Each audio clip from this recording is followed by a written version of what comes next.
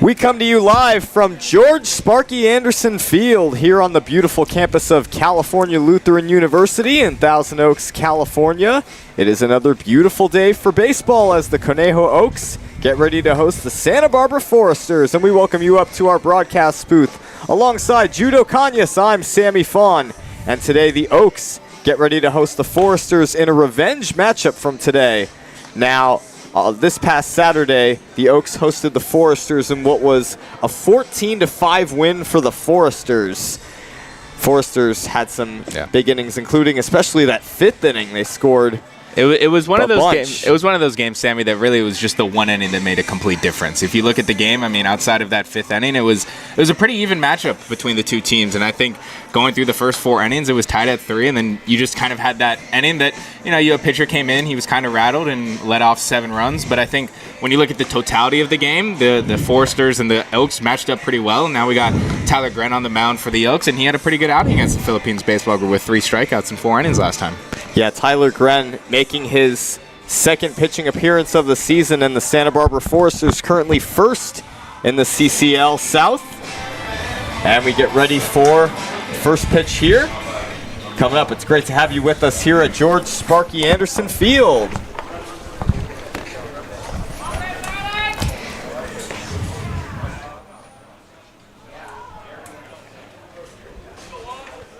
As we get set for first pitch with Tyler Gren leading off for the Foresters is Maddox Mandino, the center fielder. And he looks at a fastball outside. 1 ball and no strikes. First pitch at 3:58. Fastball misses inside.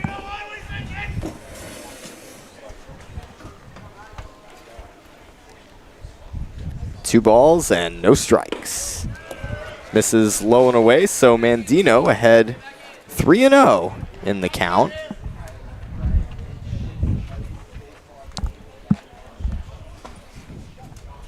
.30 pitch, misses low and inside for ball 4. We'll take a look at the batting order for the Santa Barbara Foresters. Mandino led off with a walk. Terrence Keel now batting. Right behind him, Easton Mumaw. And in the middle, Brenton Clark, Easton Ruley, Sawyer Farr, and to finish it off, Caleb Hoover, Vince Gambardella, and Makani Nabarro. Yeah, the one change we're seeing is Keel coming in, making his first appearance this summer in the California Collegiate League. Spent the season with Texas A&M, was a one-time SEC Freshman of the Week, but outside of that, it's a pretty similar lineup that we saw. There goes Mandino, and he will steal second without a throw. Well, we saw Galloway pick off Backstrom for the Academy Barons yesterday, so it's kind of been here and there with Galloway behind the dish, but always has his ball ready on lock. That one misses low and away. Mandino goes back. He's safe. He almost got too far from the base. Got caught in between there. Looked like he wanted to go after a slight juggle of the baseball from Jacob Galloway, but he holds at second. And we have actually 2 teammates here in the box. We have Keel, the Texas A&M, and also Galloway, an Aggie. 1-2 on the way to Terrence Keel. Chopper on the infield to short. Throw to first in time from Brady Hewitt for out number 1. And that was a flamethrower of a throw from Hewitt at shortstop. We saw him at second base yesterday. He's kind of moved in between the 2 infield positions. Had a pretty good day at second field. Just had 1 error, but feels like his natural position. He feels more comfortable at short. Cade Falskin is playing second base today, and now that sets the stage for Easton Mumaw, the third baseman for Santa Barbara. Runner at second, that's Maddox with 1 out. There's a fastball outside, 1-0. Defensively for the Oaks, Tyler Gren on the mound, Galloway behind the dish. Nate Johnson at first base, Falskin at second, Holly at third, and Hewitt at short. 1 ball and no strikes. Maddox Mandino really dancing around there at second, and there's a grounder at third. Holly knocks it down, throws to first in time for out number 2. That was a good recovery right there by Holly. Kind of slipped up in his glove, had to control it for a sec, but still able to fire over to Nate Johnson, who had quite the day yesterday, both offensively and defensively. Hit the second home run for the Oaks this season, but also was a madman when it came to his defense. And how about that home run? It was a no-doubt shot over the right field fence. 427. Not a doubt. Well, here's Brenton Clark, who looks at a strike on the outside corner. Defensively in the outfield from left to right for the Conejo Oaks. Schwartz in left. Tommy Kendlinger in center field getting his first start for the Oaks. And Henry Borjas in right field. 0-1. Foul tipped into the glove for strike 2.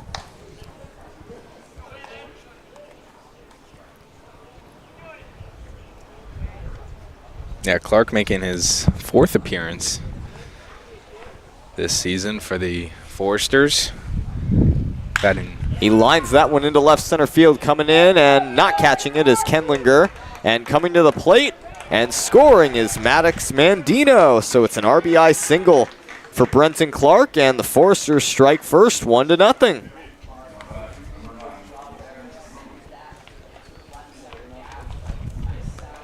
Good piece of hitting right there to find just the shallow part of that left center field. Brings in Mandino. Easton Ruley, the batter for the Foresters, as they lead 1-0. He looks at an off-speed strike that drops over the plate. Well, the Foresters so far 3-0 on the season.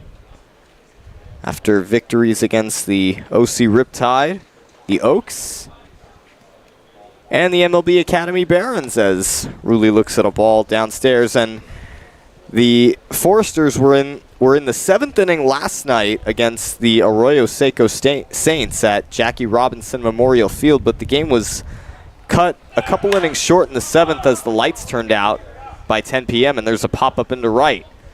Henry Borjas comes on to make the catch near the line. Well, the Foresters get a run on 1 hit, 1 walk, and we head to the bottom of the first, 1-0 Santa Barbara when we come back.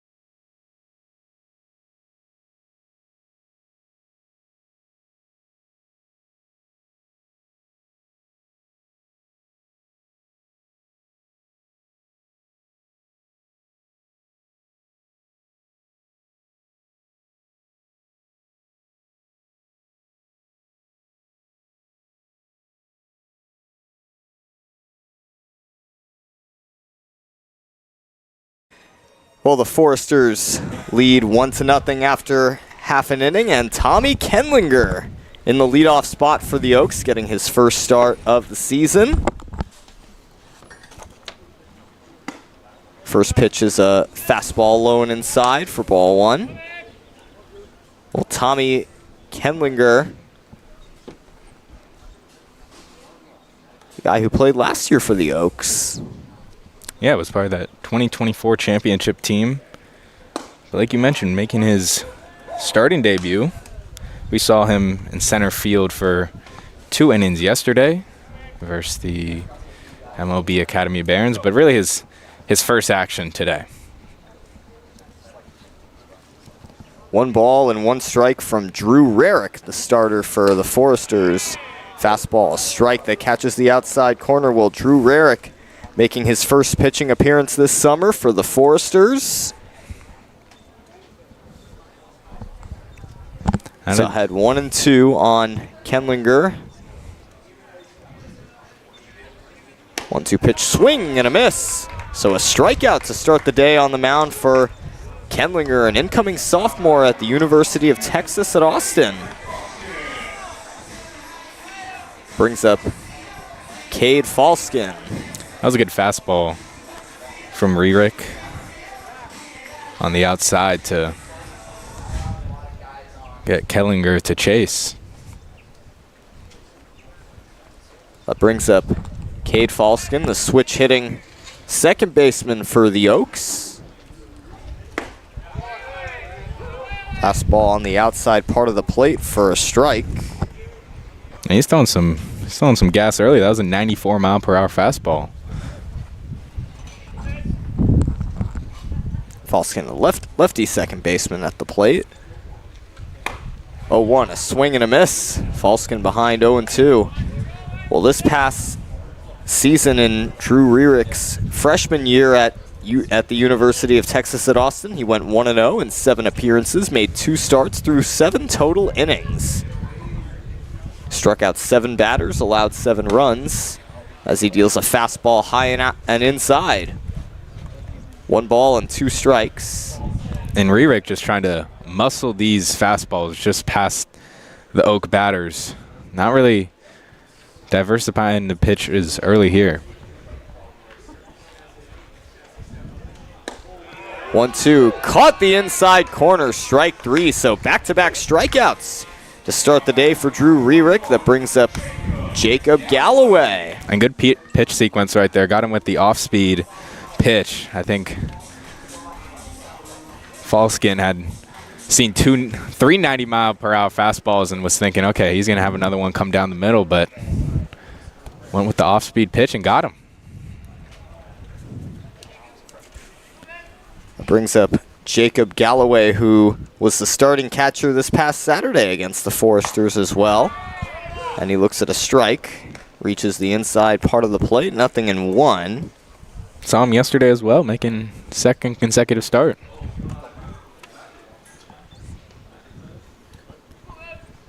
Nobody on and 2 out. Rarick ahead 0-1 in the count.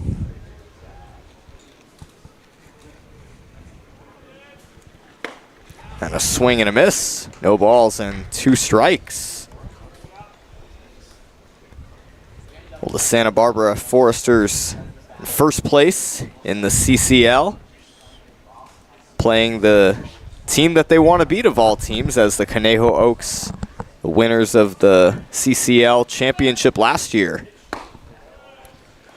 There's a fastball that misses downstairs, 1-2. And I know it's very early, and I don't want to put predictions on the board, but this is for the Oaks. This is going to be one of the teams to beat when you look at the schedule and just if the Oaks want to go all the way again this year. This is definitely going to be the team to beat.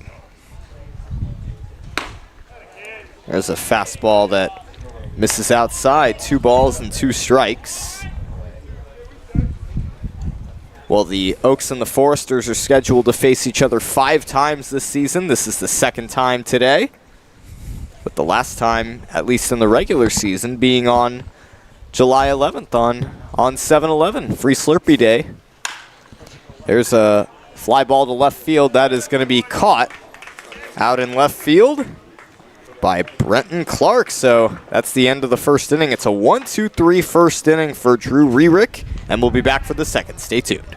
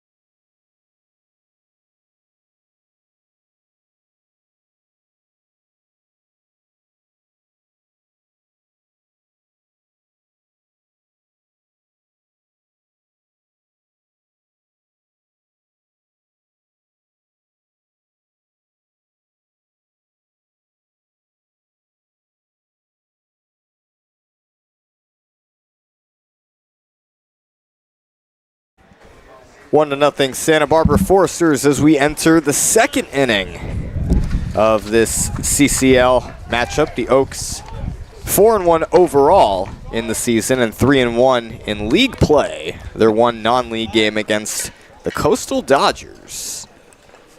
And leading off for the Foresters, Sawyer Farr here in the second inning. He fouls that first pitch away, 0-1. Had a productive outing against the Barons last time we saw Farr. Was 3 for 5 with 3 hits and 2 runs, as well as an RBI and 2 walks. Someone that also gave the Oaks some trouble last time we saw them on Saturday. Certainly. Yeah, Farr coming out of his freshman year at Texas A&M, when he made 31 starts out of 39 appearances. And there's a fastball high and outside. 2 balls and 1 strike. Played at Boswell High School. Foul tips that one into the glove. 2 balls and 2 strikes. Sawyer Farr is ranked as the number 7 player in Texas and number 3 shortstop by perfect game in his time at Boswell. Has a brother named Cade who also played baseball at Texas Tech. And he pops that one up into deep short, and the catch is made just short of the outfield grass by Brady Hewitt. 1 out. And that'll bring up Caleb Hoover, the first baseman for the Foresters. The last time the Oaks and the Foresters played each other, Hoover was the designated hitter. And it was Dallimore at first base that game. Hoover looks at a fastball strike on the outside corner, 0-1. Well, Caleb Hoover, incoming sophomore at Grayson County College, and he fouls that one away. No balls and 2 strikes. He batted .339 his freshman year. 0-2 from Gren. Fastball outside, 1-2. Hoover coming out of a 16 home run season in 2025 for Grayson County from Rockwall Health, Texas. There's a fastball that misses low and away. The count is even at 2.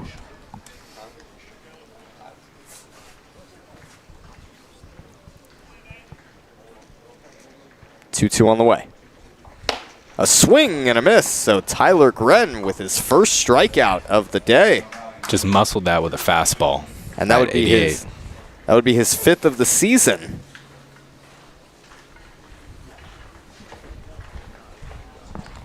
Tyler Gren does not have a record yet. His first start against Philippines ended up being a no decision. There's a fastball outside, 1-0. Has only one earned run on the season, Tyler Gren. Chop to the right side. That's a fair ball. Nate Johnson will underhand toss to Gren at first. And it's a 1-2-3 inning for Tyler Gren as we head to the bottom of the second inning. 1-0 Foresters. We'll be right back.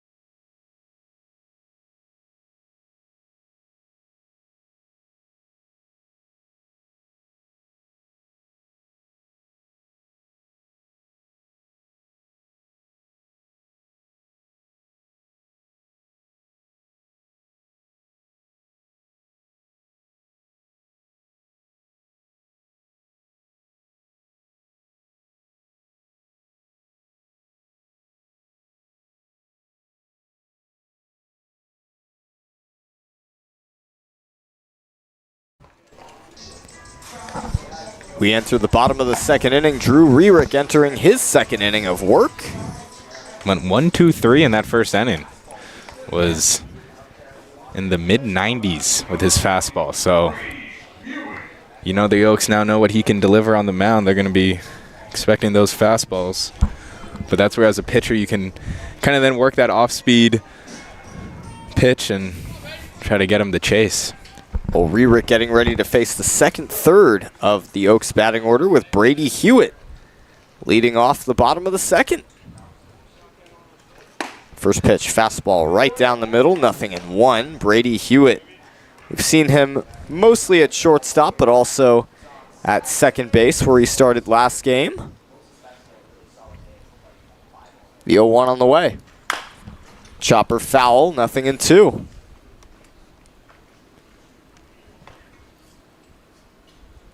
Yeah, Hewitt with 4 hits on this season so far, batting 333 with 3 RBIs, which is tied for first on the Oaks.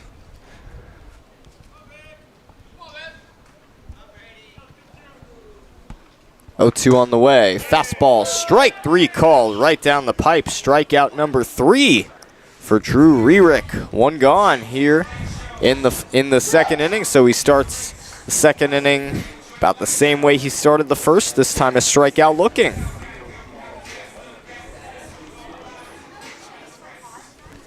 And now that'll bring up Devin Wilkes, one of 2 Conejo Oaks with a home run. It's almost ironic that Nate Johnson follows him up. Wilkes homered against the San Diego Bombers this past Sunday, and he takes a hack at one and misses for a strike. And Rearick just muscled that 94-mile-per-hour fastball right past Wilkes. 0-1 on the way. Misses low and inside. Count even at 1. Yeah, Wilkes was 2 for 3 on that day that he had home run. Also was hit by a pitch.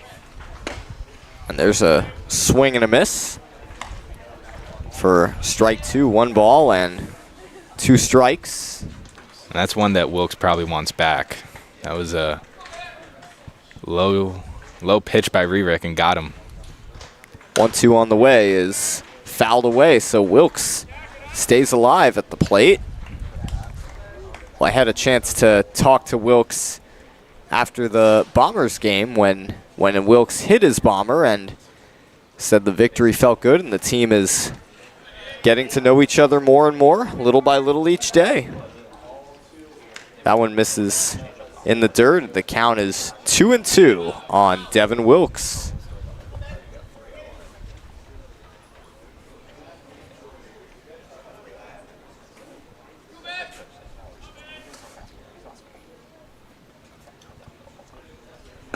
Did Wilkes check his swing? Yes, he did.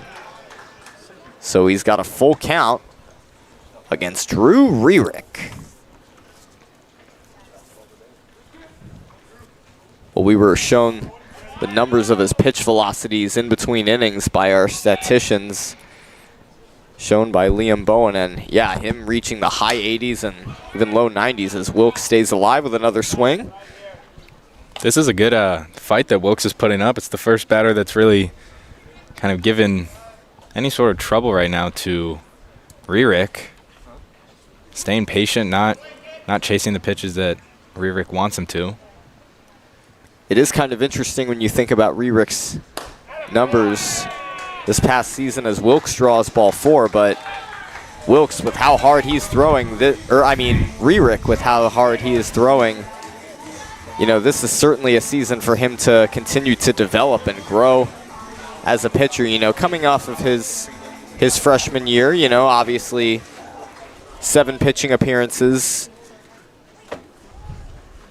You know, you expect to continue to throw more as your years go by in college. So Nate Johnson steps to the plate with 1 out, and he takes down and in for a ball. Yeah, Rerick was the 2024 North Dakota Gatorade Player of the Year. Comes from Fargo, North Dakota. So was only a 2-year varsity player at Davies High School. 1 out. Johnson fights that one off, but it's popped up on the infield, and the catch is made at second base by Sawyer Farr for the 2nd out.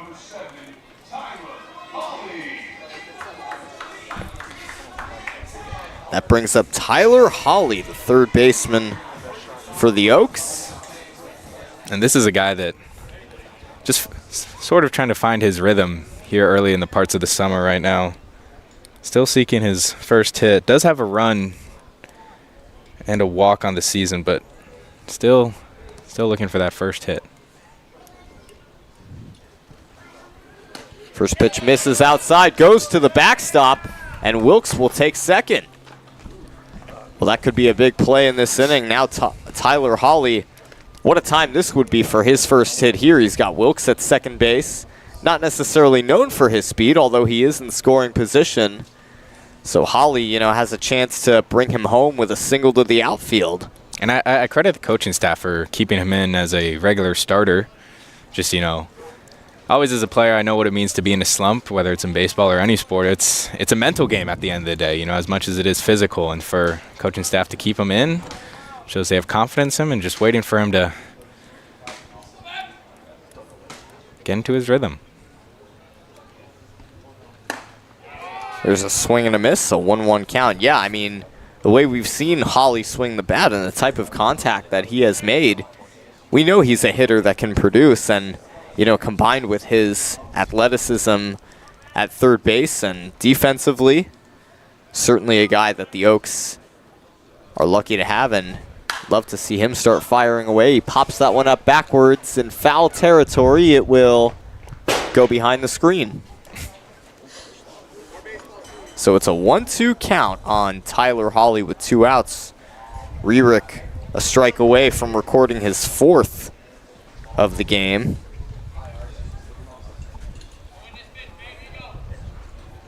And the gas that he has thrown certainly a sign to the Oaks that they are going to have to be on top of his pitches from the get-go. 1-2 to Hawley.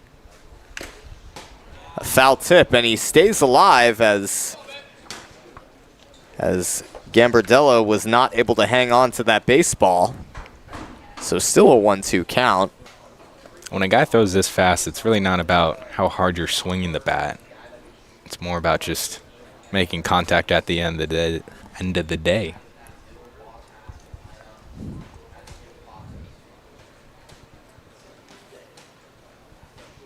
The 1-2 again.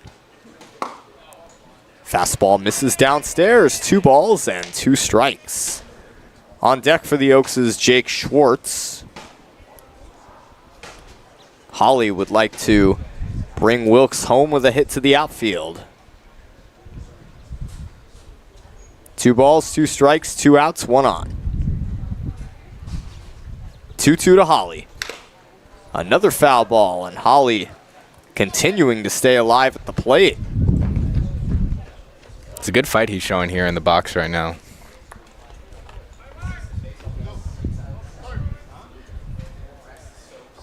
I think it's important as any position that whether you're struggling or not, you continue to fight through adversity, and that's what Holly's doing right here with a even count at 2 and 2 down. The 2-2 pitch. A check swing. Misses upstairs, so the count is full on Tyler Holly, and Wilkes at second base. This is not a situation where he would be stealing because first base is open. So a full count with 2 outs, and Wilkes at second base. A good at-bat put on by Tyler Holly.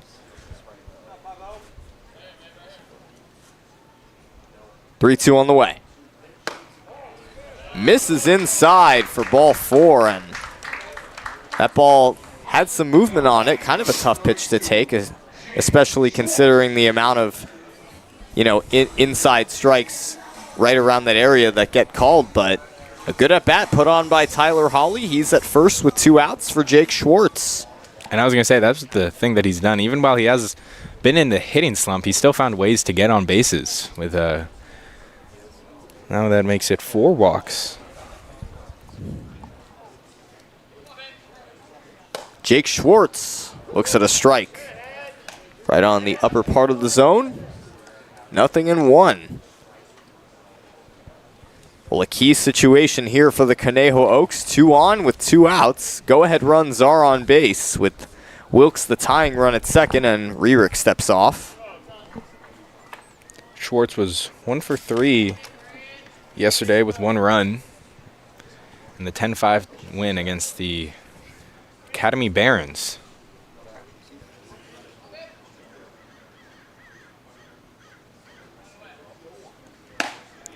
The 0-1, a fastball right on the outside corner. No balls and 2 strikes.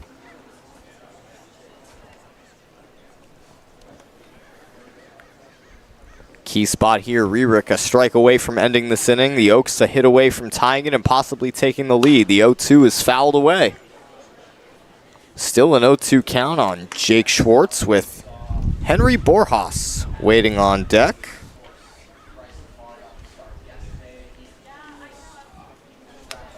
Two on with 2 outs. Rierick deals, and there's an off-speeder upstairs. 1 ball and 2 strikes. And that just got away from Rierick. He was trying to get that off-speed, that similar pitch that he got Falskin on in the first inning. Off-speed upstairs pitch. That one just gets away from him right there and sails for a ball. 1-2. Chopper foul. That's a nice cut by Jake Schwartz. Able to not only stay alive, but also adjust to the pitch a little early. But Schwartz will get at least one other chance to see the baseball. 2 on with 2 outs. 1-run ball game. Another 1-2. And Schwartz went around, so Drew Rierick with his 4th strikeout to end the 2nd inning. We head to the 3rd inning, still 1-0 Foresters. We'll be right back.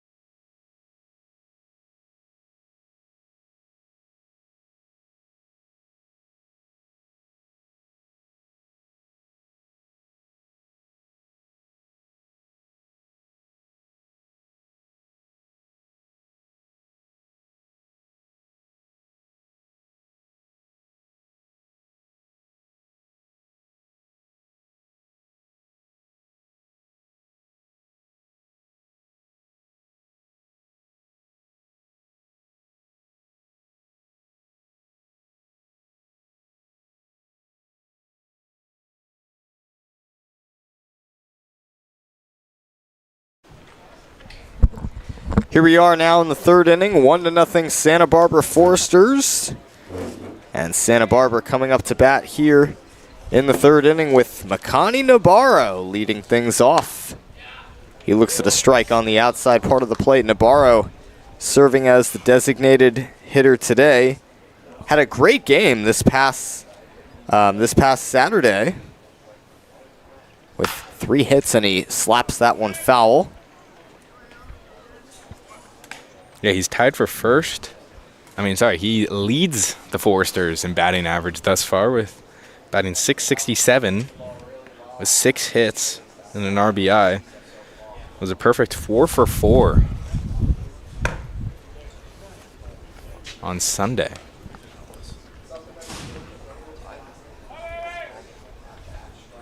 One ball and 2 strikes. Tyler Gren in his third inning of work. Nabarro lines that one right into the glove of Nate Johnson at first base. 1 out.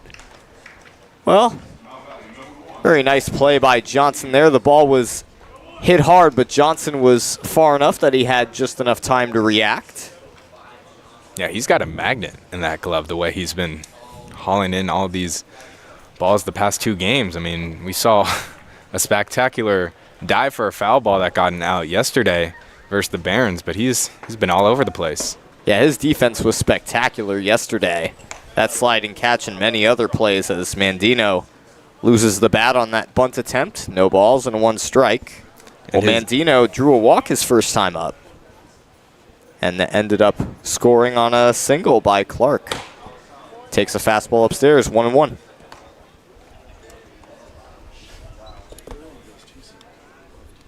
So Tyler Gren looking to continue to work his way through this outing as Mandino takes one downstairs, 2-1. And Mandino was a 2-way player at the University of Louisiana Lafayette this past season. Batted .250 while also posting a 4.5 ERA. So chops that one to the right side. Nate Johnson has it and steps on first, 2 outs. And who else would it be? At least at first base. And Jude, I know you talked to him yesterday. His brother just got in yesterday, right, Nolan? Yeah, brother came in last night. He's now actually he is active today. He's starting on the bench. That's Nolan Johnson from the University of Miami, and he just said him and his brother are kind of that dynamic duo. There's a line drive base hit to left field by Terrence Keel. The second hit of the day for the Foresters, and it comes with 2 outs. It's a good piece of hitting from Keel. So gets his first hit of this summer. Brings up Easton Mumau, who grounded out his first time up. And it was good comeback hitting in the first inning by the Foresters because Mandino drew a walk, stole second. Then the next 2 batters grounded out to the left side, which basically prevented Mandino from being able to move over to third at that time. But it was Brenton Clark who came through in the clutch with that RBI single. He's on deck. 1 ball, no strikes on Easton Mumau. Ground ball left side off the glove of Holly, and it goes into left center field for a base hit, and Keel will go to third. So with 2 outs, it's a single off the glove of Holly, and Holly was better off letting that ball go because the way the ball hit his glove right off the end, it ended up into no man's land and ended up being a longer run for Jake Schwartz to pick up the ball, which allowed Keel with his speed to go to third. Yeah, you're totally right. I mean, Schwartz was prepared to kind of take that as a base hit, but like you said, Sammy, it bounced off his glove and put it between Schwartz and Kellinger. Hard thing to anticipate as a third baseman. As there's a fastball that misses low. Fortunately, they don't wear headsets like we do here up in the booth, so they communication has to be yelling rather than listening through a microphone. Brenton Clark delivered the RBI single his first time up. He chops that one to second. It goes over the glove of Cade Falskin. That brings home a run as Keel scores. And that just took a weird bounce. I mean, I think for Falskin, he expected it to take just kind of a smaller bounce, but that kind of just popped up right at the where the grass meets the dirt in the infield and bounced right over his head. Yeah, I was just getting ready to say, too, before that baseball is a game of luck. And, that ball that hit off the end of Holly's glove and going where it did and making it so tough for the Oaks to pick up, that spelled some bad luck. And right there, that high chopper makes it 2-0 Foresters. And there's a fly ball in foul territory that runs out of play. Easton Ruley flew out to right his first time up, getting the start at short.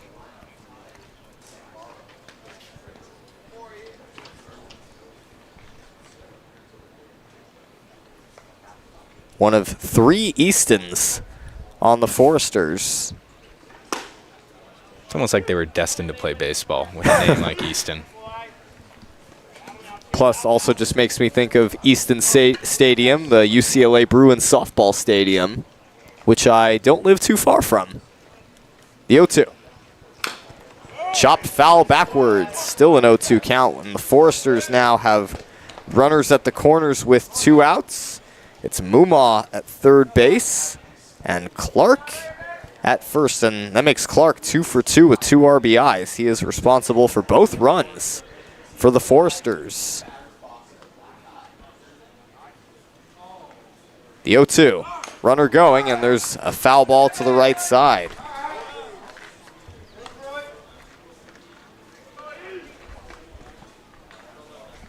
Well, the hit and run was being put into play, but Ruley fouled it off to the right side, so we'll see if the Foresters repeat that play action here. It is an 0-2 count on Easton Ruley. I'd say the batters have come out a lot more aggressive in this third inning, swinging a lot on those first pitches. The 0-2 from Gren. That one is whacked foul. So still an 0-2 count. And Easton Ruley taking some good swings. And Gren really has to challenge him right here. He's down 0-2. Make him think twice before swinging. Yeah, we've seen a lot of heat from Tyler Gren as well. Like we've seen from Rerick in the bottom halves of these innings. The 0-2 pitch. That's in the dirt, and Clark takes second without a throw. So now the Foresters have runners at second and third with 2 outs. They are up by 2 runs. And so now a single would blow this. A single to the outfield could blow this game even further wide open with 2 runs. 1 ball, 2 strikes on Easton Ruley. Grendeals. Line drive, base hit center field. 1 run scores. Clark coming to the plate. The throw to the plate is not in time. It's a 2 RBI single by Easton Ruley that scores Mumma and Clark, and it's now 4-0 Foresters. And I said it, a single to the outfield could blow this game wide open, and the Foresters have done just that. It's 4-0 Santa Barbara. Yeah, and it's almost a bipolar inning. It was 2 fast outs, and then just like that, the Foresters have responded with 3 runs of themselves with 2 outs. So check on Ruley at first. He gets back, then brings up Sawyer Farr, who popped out his first time up. Ruley, the runner at first, has a good lead. Nate Johnson holding him on. As Farr grounds that one into right field for a base hit, Ruley will hold at second. So now the Foresters again have 2 runners on with 2 outs and a 4-run cushion. Lots of insurance.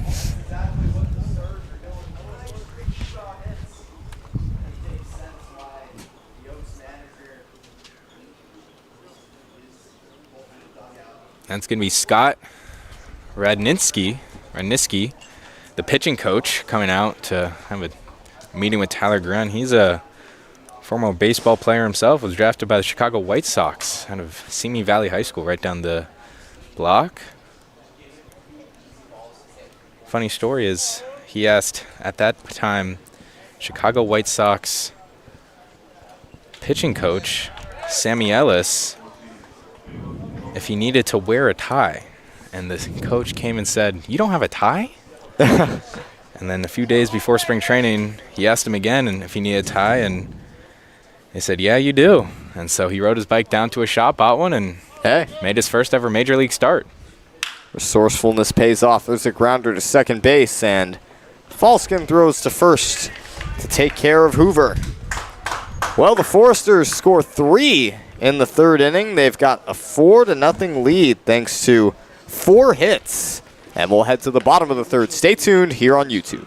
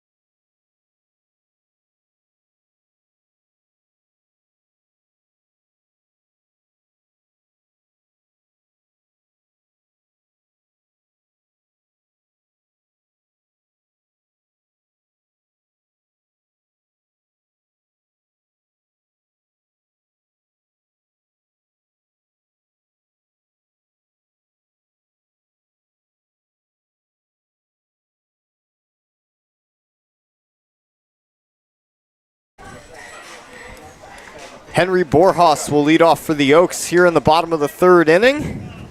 Getting the start in right field as Drew Rerick enters his third inning of work.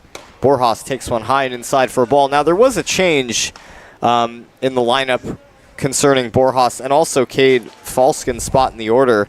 Before the game, Jonathan Smith unfortunately got hurt during practice and was originally going to bat in the number 2 spot, but he got injured during practice, and Henry Borjas is taking his place, and it was originally going to be Falskin in the number 9 spot, but him and Borjas essentially swapped places, so he's batting right now, and he takes a ball in the dirt, and yeah, Smith was. We just hope for the best for Jonathan Smith. Hope for the best. Hope he's doing all well. He's not in the dugout. I don't see right now. He took a line drive during batting practice, probably around 2 o'clock. From what we've been told, he was wearing a helmet. Just seemed the ball had he'd taken a line drive to the jaw and was walked to the first base and kind of just dropped to his knees and got a towel over his head, and then have not seen him since. So all we can do is hope that he's doing well and speedy recovery. Certainly a very scary situation to be in.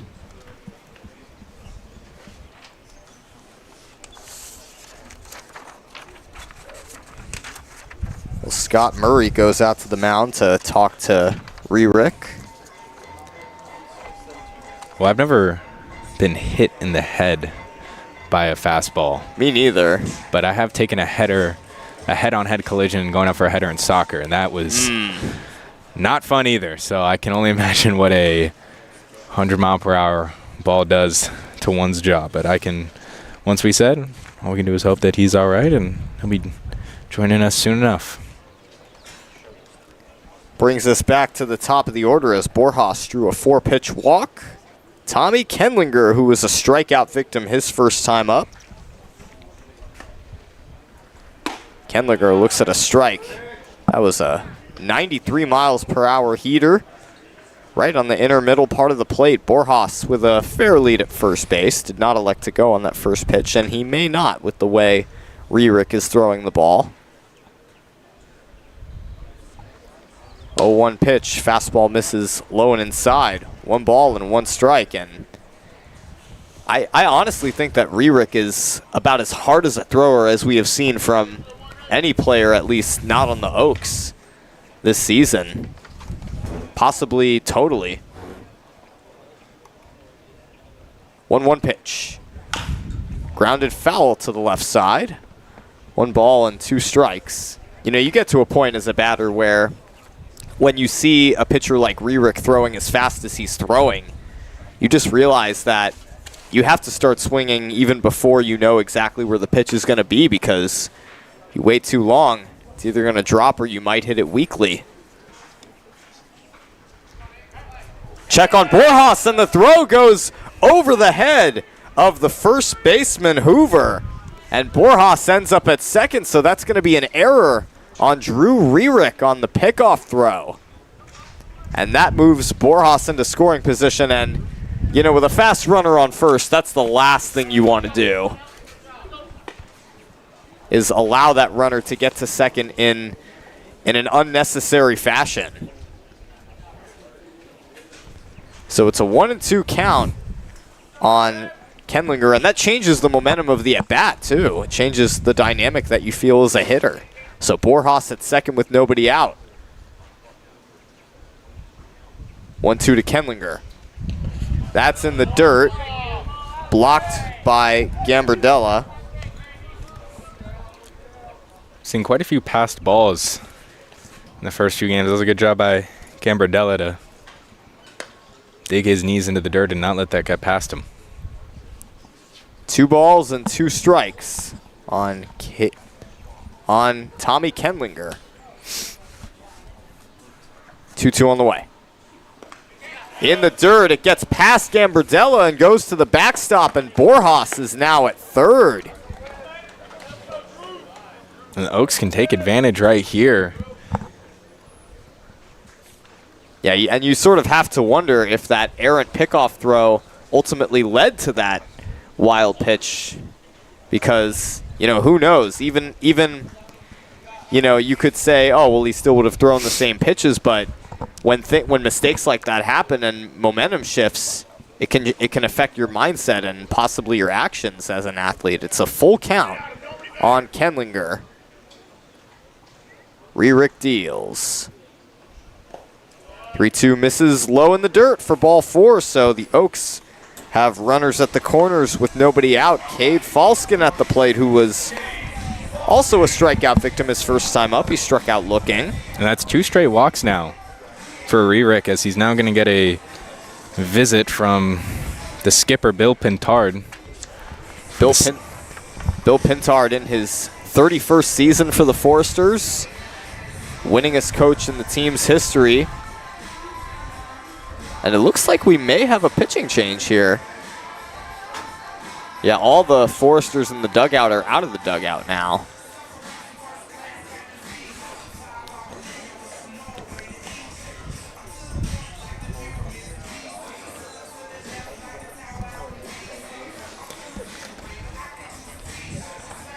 And that is Easton Thomas coming out from the University of Texas. So it's 1 University of Texas player out and another one in. So Drew Rierick ends up going 2+ as he's removed. He does still have 2 runners to his name, but we will take a short break.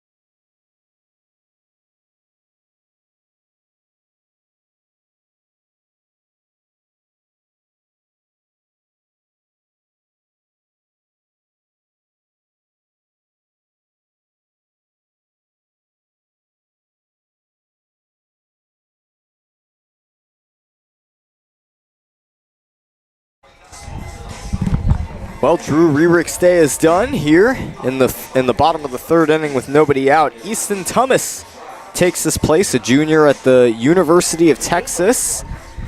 Attended Friendswood High School in Texas, and where he was ranked the number 7 right-handed pitcher, 21st overall in Texas.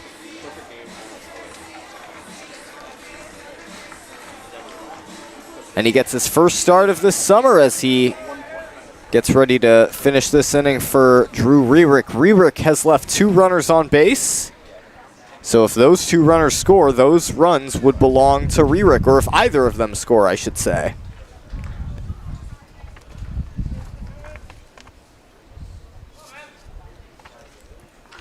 And I'm just doing some quick math, but there's 11 players on the Santa Barbara Foresters team that their hometown is Texas.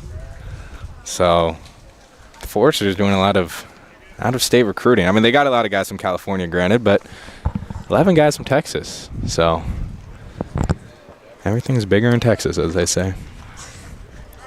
1-0. Runner going, throw down to second, and they got him at second base. Tommy Kendlinger gunned down at second. And I thought Kendlinger got there. I know we don't have replay here, but I thought it was just he got there just in time. Yeah, and that's a huge gutsy play for the Foresters too, because with a runner at third, it can be dangerous to throw it to second, because that could allow especially a runner like Borjas to score. He did not elect to go. Yeah. There's 1 out. That's a big out for the Foresters. Yeah, Falskin fouls that one off the hands. You put it best, Sammy. I mean, whether it was an out or not, I mean, it was a very precision throw from Gambardella from behind the dish. Pretty much on the money to the shortstop, Rulli. Yeah, on a hop, a strike, and it was a very quick tag by Rulli. And it may have been that Kendlinger, for a second, took his hand off the base. 1-2. Misses upstairs, 2 balls and 2 strikes. Yeah, well, we're only working with 1 camera here. We don't have the the military grade cameras they have to do those instant replays, but it's the eyeball test.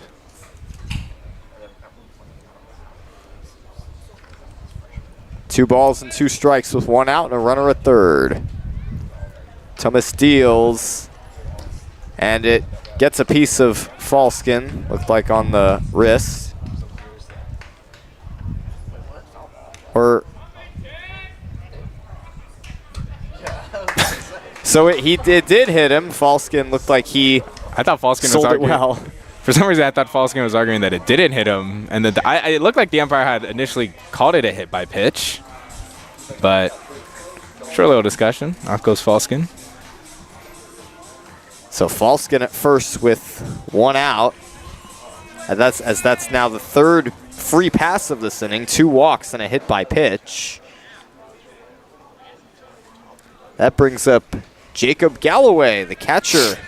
And that's a big difference. 1st and 3rd with 1 out versus bases loaded, nobody out. Well, Galloway flew out his first time up. Looks at a strike on the outside corner, 0-1. Galloway could bring 1 run home with a sac fly or a well enough placed ground ball, or better yet, a hit.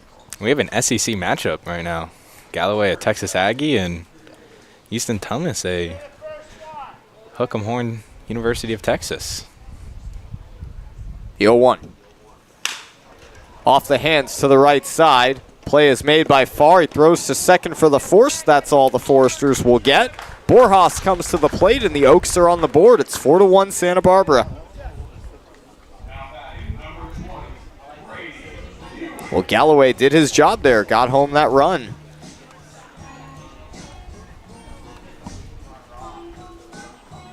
That ball was not hit nearly hard enough for a double play. And, you know, if you're the Foresters, you're fortunate to get the faster runner in Falskin rather than Galloway, you know, the catcher, although saw Galloway steal a base in yesterday's game. There's a high fastball, 1-0. The count on Brady Hewitt, who struck out looking his first time up. Oaks chasing now 3 runs. And believe it or not, they don't have a hit yet. The 1-0. Fastball misses low and away. 2-0, 92 on the gun there. Easton Thomas was ranked the number 7 right-hand pitcher in 2022 in the state of Texas. It was a 2022 National Showcase Top Prospects team, as well as a preseason All-American first team in Texas. Check over on Galloway at first. That was on the close side, but he gets back safely. A 2-0 count on Brady Hewitt with Devin Wilkes waiting on deck.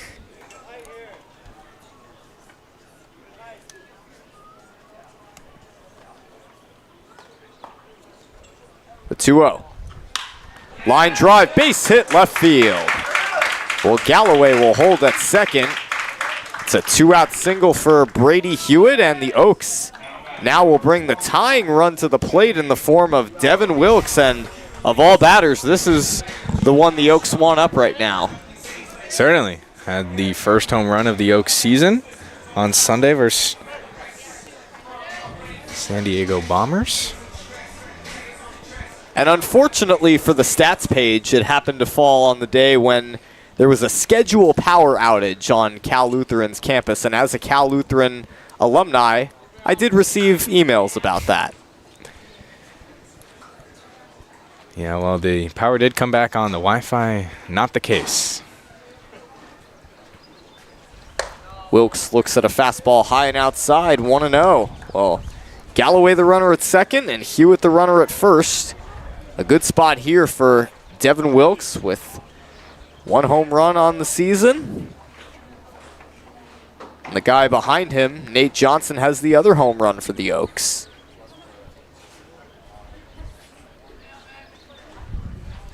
One 1-0 pitch. Fastball misses outside, 2-0.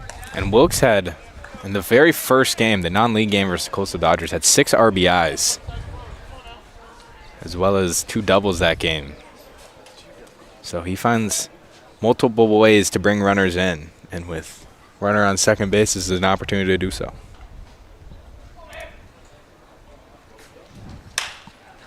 Wilkes muscles one into right center field, rather shallow, coming in, and it's going to drop in front of Maddox. It's an RBI single for Devin Wilkes as Galloway comes to the plate. And Brady Hewitt goes first to third. It's now a 2-run ball game, 4-2 Foresters here in the bottom of the 3rd inning. And right on cue, that's just what he does and what he's been doing all season so far. He's been staying hot and continues to be hot. Had a off day yesterday, but outside of that, no pitcher seemed to figure him out. And in the end for Rerick, just 1 run to his name. Nate Johnson comes to the plate. Hewitt and Wilkes, the runners. And Johnson gets drilled by the first pitch, which loads the bases with 2 outs. Tying runs are in scoring position. And the batter now is Tyler Holly, I beg your pardon.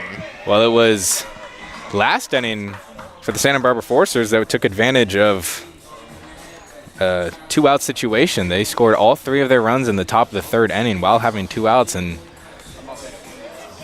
the Oaks have now scored 2 runs of their own with 2 outs.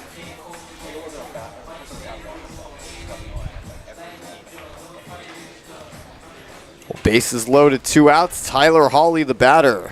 Hewitt at third, Wilkes at second, and Johnson at first. Would be a good time for Hawley to get his first hit of the season. And imagine if it's the biggest one that he can get.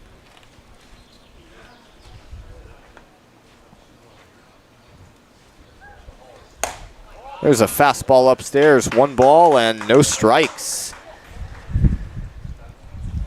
Oh. Tyler Hawley, an incoming junior at Cal State Fullerton. He did not play in 2025. Hit 1 home run in 2024.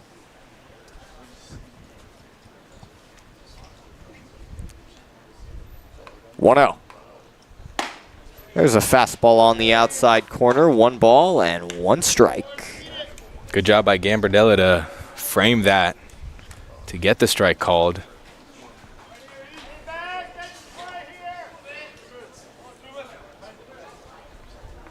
Bases loaded. 2 outs. A 1-1 count on Holly. Thomas deals. Fastball high and outside, 2-1, and you know, as we saw during warm-ups, and we're seeing, you know, Thomas, he's got a great amount of heat to his pitches as well. You know, kind of right up there with Drew Rerick. Yeah, something in that Texas water. 2 balls and 1 strike. Bases loaded, 2 outs. Pitch on the way. Upstairs, 3-1, a big spot for Tyler Holly. A hitter's count, 3-1. The last thing Thomas wants to do is throw ball 4 or make a mistake over the plate. And this is good patience right here from Holly. You know, he's in that slump, but he's not chasing to get out of the slump. He's being smart with how he takes these pitches. 3 balls and 1 strike. The pitch from Thomas to Holly. Holly looks at a strike that hits the outside corner, so the count's now full. This is a big pitch right here. Pressure is on both Thomas and Holly. The base is full of Oaks with 2 outs. The runners will be going on this pitch. 3-2 with 2 outs.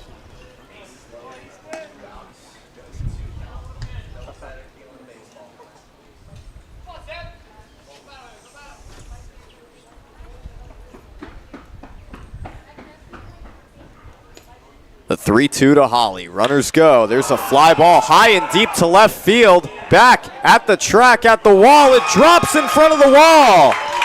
And the Oaks will take the lead as Tyler Holly empties the bases with a 3-run double to left field. And how good does that feel if you are Tyler Holly?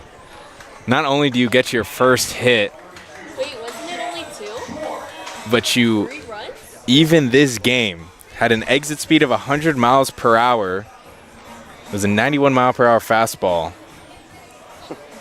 That's got to feel good if you're Tyler Holly.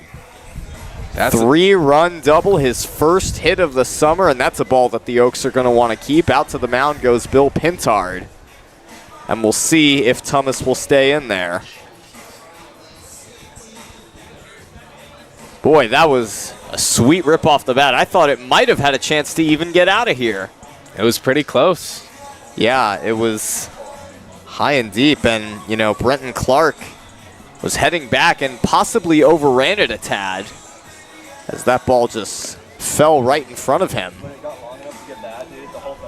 But I think it goes back to the confidence that the coaching staff has put in Holly to continue to have him as a regular guy in the starting lineup and not pulling him out just because he's having a bad slump. And right there, he rewards all the patience that coaches and players have had in a big way. This game's back to being tied. Holly now at second for Jake Schwartz.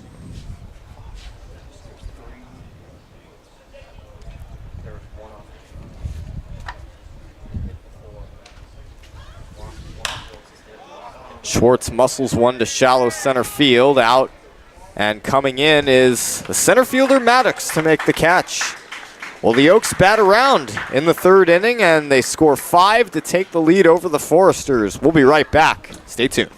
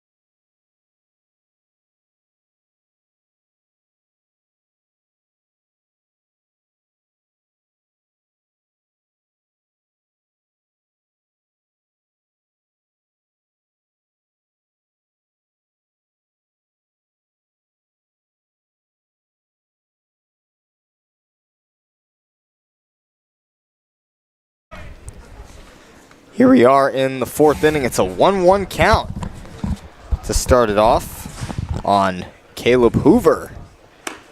Looks at one outside. You know, Caleb Hoover, the left fielder, was heading back to try to catch that ball that Tyler Hawley hit in the air.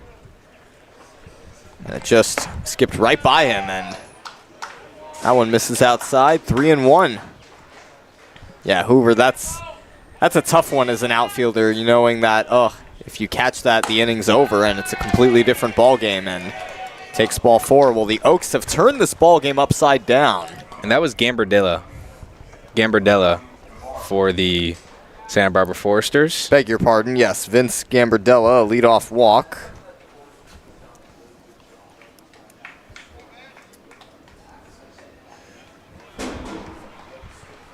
Makani Nabarro steps to the plate.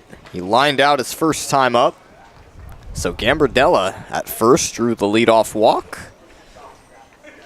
The Foresters are now chasing a run. Probably. First pitch.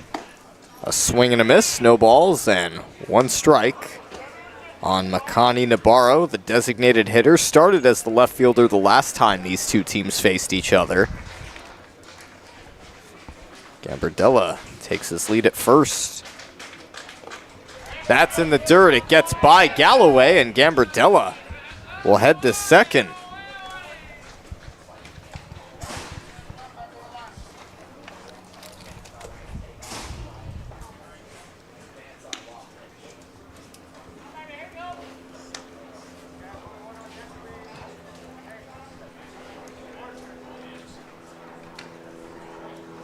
Actually looks like it's now Brady Dallimore at second base, who came in for Gambardella.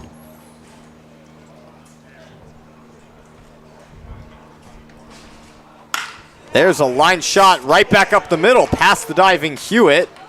And Dallimore will advance 1 and hold at third. Yeah, it looks like Dallimore came in as a pinch runner because it was Gambardella who batted. But a single by Makani Nabarro. And Gren kind of just left that one hanging in the zone, and it was a good job by Nabarro to attack and almost took Gren's head off, but got a base hit.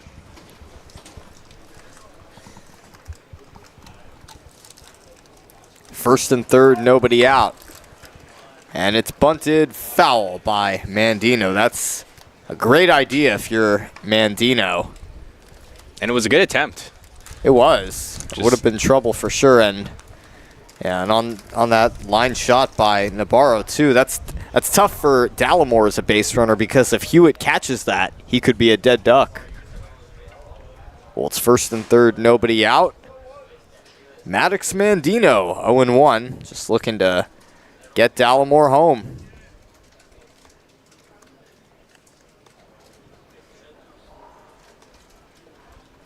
Lifted in the air to center field. That should be deep enough to tie the game.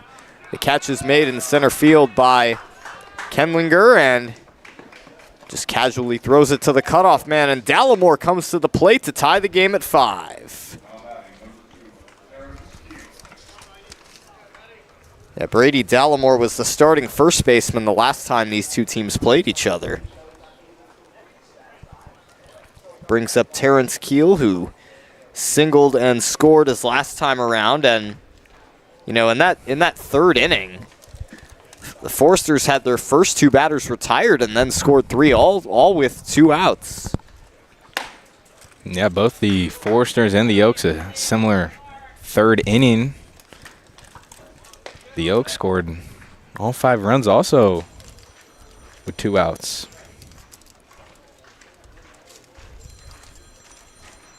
Oh, 1 on the way. There goes the runner. It's a line shot right by Hawley into left field for a base hit. And heading to third and safe is Nabarro. And that took just another funny bounce, right? I think Hawley predicted it was just going to kind of come up into his glove off the line drive, but then just took a bounce in the dirt and popped right over him. Or him also kind of ducking his head out of the way, almost as if the ball was or as if he anticipated that the ball was going to strike right at his face. I mean, certainly, you know, a personal defensive play, too. You got to protect yourself. Yeah, we don't want more Oaks getting hit in the head today. Brings up Easton Mumma. There goes Keel. Throw to second. And instead, they'll throw to the plate. And Navarro is gunned down at home. Well, they do the trick play. It is a stolen base for Terrence Keel, but Navarro attempted to come home on the throw, and the Oaks baited him into coming home and gunned him down.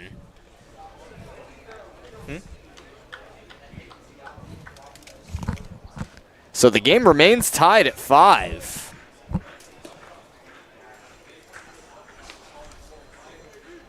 That was great awareness. Yeah, perfect execution by the Oaks.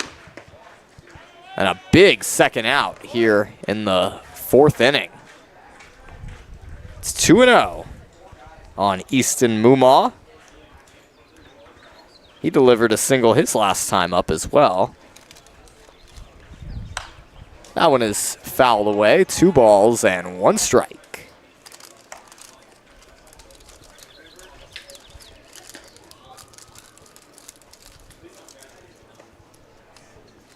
Tie game at 5 here in the 4th inning. And Keel on second base had 12 stolen bases for Texas A&M this past season. Check swing, and it's a strike on the outside corner. 2-2 with 2 outs. It's already won today, but certainly a guy that you got to keep your eye on when he is on base.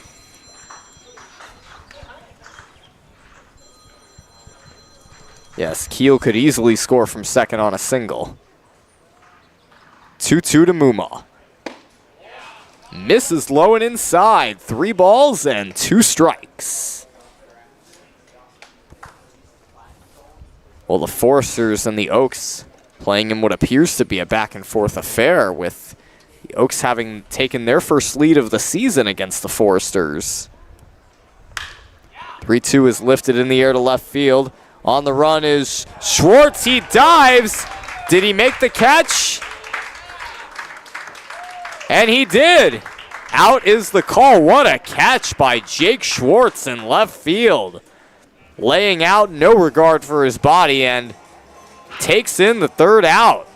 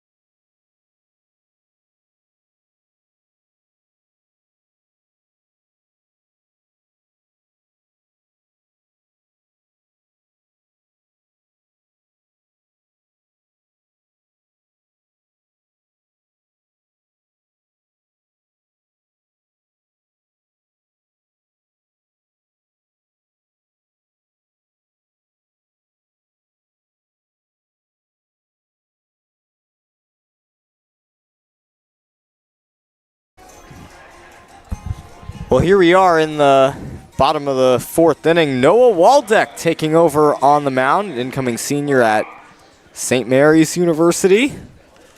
2025 put up a 6.62 ERA, went 1-1. 29 appearances on the mound, 1 start out of those. Did record 2 saves as well. He faces Henry Borjas, who takes a strike on the inside corner. Well, Borjas drew a walk his first time up and scored.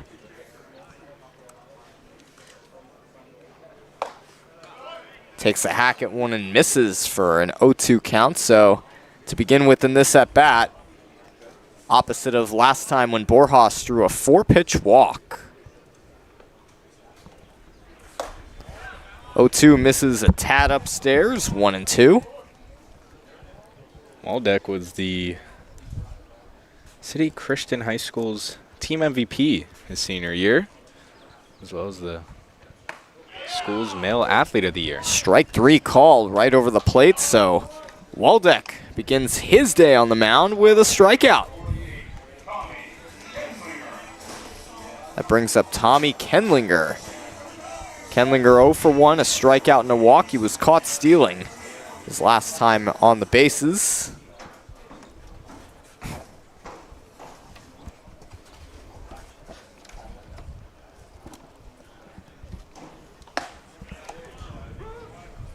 There's a strike on the outside corner.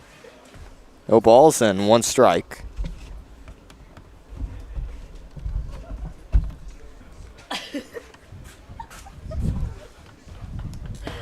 0-1 misses inside. 1 ball and 1 strike on Kenlinger. Well, saw a couple of similar stealing plays in the bottom of the 3rd and the top of the 4th. In the bottom of the 3rd, it was simply a caught stealing of the Conejo Oaks when Kenlinger was gunned down at second base. But then as Kenlinger takes a strike on the outside corner, you saw in the top of the 4th, the Oaks did that play where they baited the runner at 3rd, Navarro, to come home on a throw to 2nd.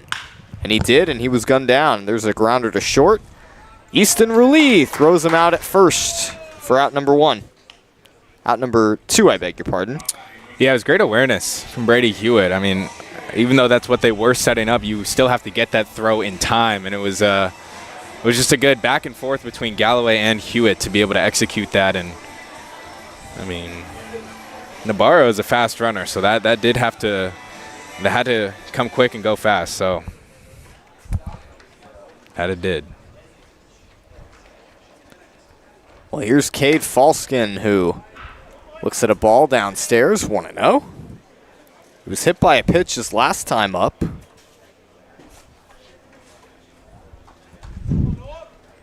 The Oaks scored 5 runs in the bottom of the 3rd inning, and Falskin looks at a ball inside, 2-0. Galloway waiting on deck, responsible for the first RBI for the Oaks in this game, as Falskin committed at that pitch, 2 balls and 1 strike.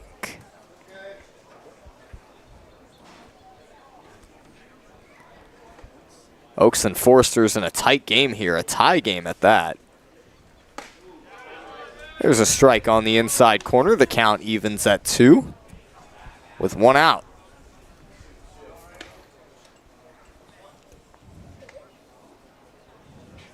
Noah Waldeck going to put the Oaks away in this inning, and there's a swing and a miss. A 1-2-3 inning in the bottom of the 4th for Noah Waldeck. A good start on the mound for him. We head to the 5th inning, and we are tied at 5. Stay tuned.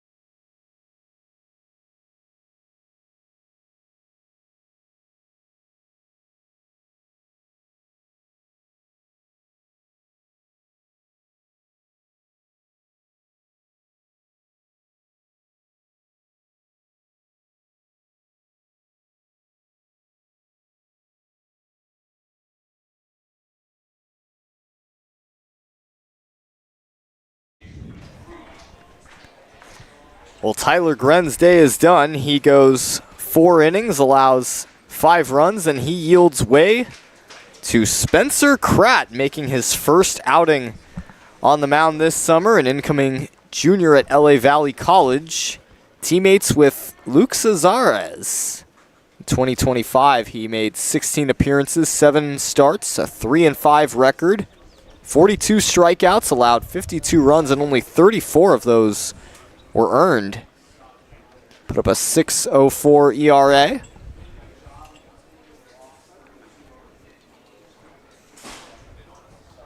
It's great to have you with us again. If you're just joining us, I'm Sammy Fawn alongside Judo Kanyas.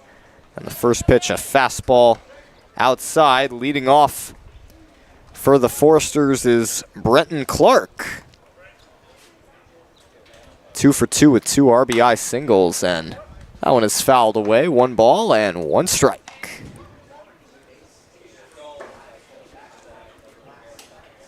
Well, Tyler Gren pitched great, was the pitcher of record until the Foresters tied the game, and there's a fly ball in the air to left center field.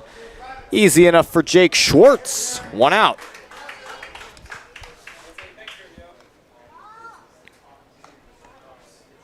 Brings up Easton Ruley for the Foresters. 1 for 2 with a 2 RBI single his last time up. And the 3 runs that the Foresters scored in the 3rd inning were all with 2 outs. And by the way, we have now seen all 3 Eastons into the game for the Foresters today. That one misses low for a ball, 1-0 on Easton Ruley. Has 4 hits on the season as well as 4 runs. Ground ball to short. Brady Hewitt throws to first for out number 2. Good piece of fielding right there from Hewitt. Stays patient, lets the ball roll to him, and fires away to Johnson. Takes the hop well, too.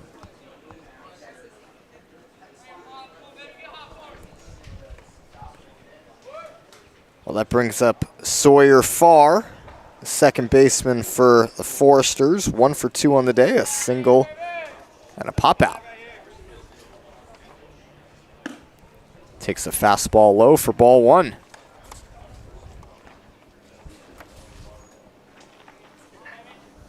Well, the Oaks looking to continue their winning streak. They got back into the win column on Sunday. They're off to a 2-game winning streak against the San Diego Bombers and the MLB Academy Barons, who they will see coming up on Friday back here at George Sparky Anderson Field, and then their first road game on Saturday.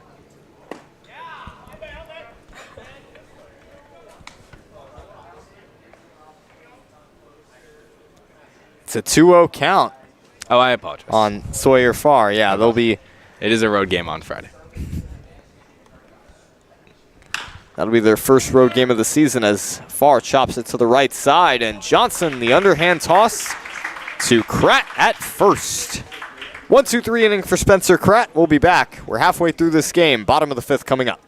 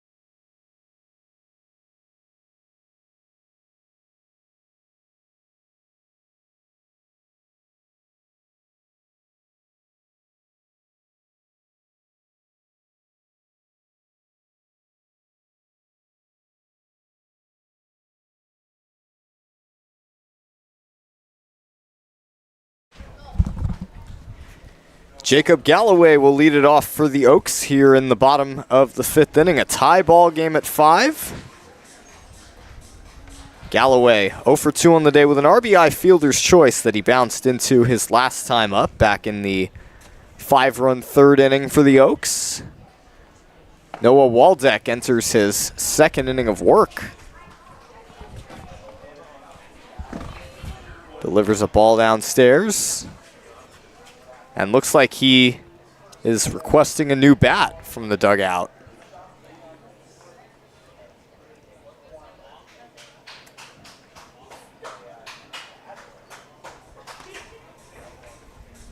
Possible that that the last ball he hit when he bounced into that fielder's choice may have damaged his bat a smidgen. So it's 1 ball and no strikes on Jacob Galloway.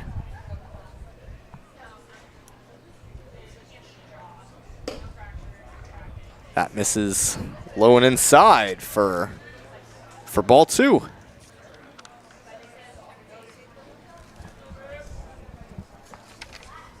Old Jacob Galloway lines that one into left center field. That is a base hit in front of Brenton Clark. So a leadoff single for Galloway. That's his first hit of the day.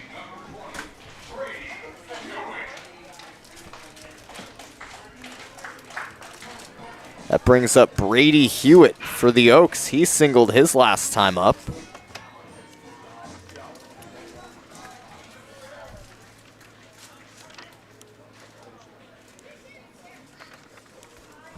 Hewitt had the big triple versus the Bombers the Barons yesterday. Pops that one up to the right side in foul territory, and it's dropped in foul territory by Caleb Hoover. And I think the wind just took that. I think Hoover had anticipated that ball was going to land right in his glove, and can never be too careful when you got wind, and maybe the sun played a little bit of a factor, but seeing he's wearing sunglasses. It's tough when you have to turn around slightly, too. A swing and a miss by Hewitt. It's an 0-2 count on the Oaks shortstop.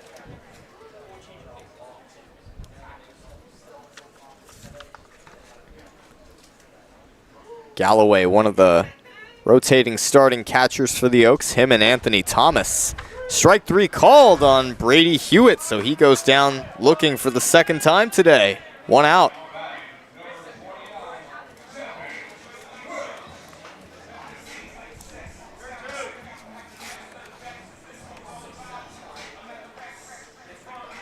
That brings up Devin Wilkes for the Oaks. Wilkes is 1 for 1 on the day, an RBI single and a walk. Looks at a strike on the outside part of the plate. Well, with 1 out and Galloway at first, this is a key spot midway into the game for the Oaks to jump out in front and do some damage. The 0-1 is chopped foul, 0-2. We mentioned Wilkes with 1 of 2 long balls for the Oaks this season so far. His long ball came this past Sunday against the San Diego Bombers. No balls and 2 strikes with 1 out. Galloway at first.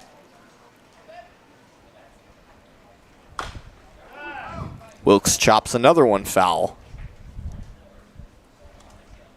And Nate Johnson waiting on deck. And like we said, I've yet to see Nolan Johnson play. I mean, he just came in last night from the University of Miami. But he is active on the roster.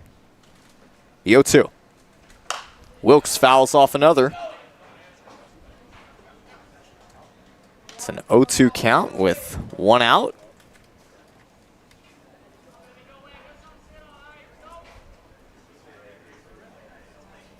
And for Wilkes, how kind of young he is into his baseball career shows great patience at the plate. The 0-2. And Wilkes fouls off another one, still 0-2. As well as a great amount of power.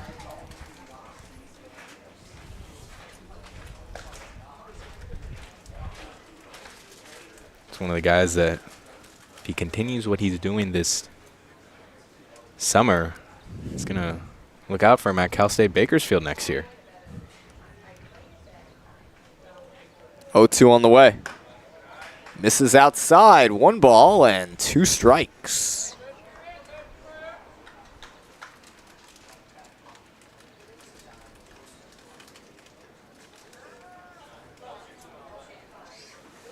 Runner at first with 1 out, a 1-2 count on Wilkes. Waldeck deals, that's grounded up the middle. Sliding stop by Ruley, throw to second for 1, and that's all the Foresters will get. A fielder's choice. And there's 2 outs in the inning. That brings up Nate Johnson, the first baseman for the Oaks. 0 for 1. He was hit by a pitch his last time up. He popped out his first time back in the second inning.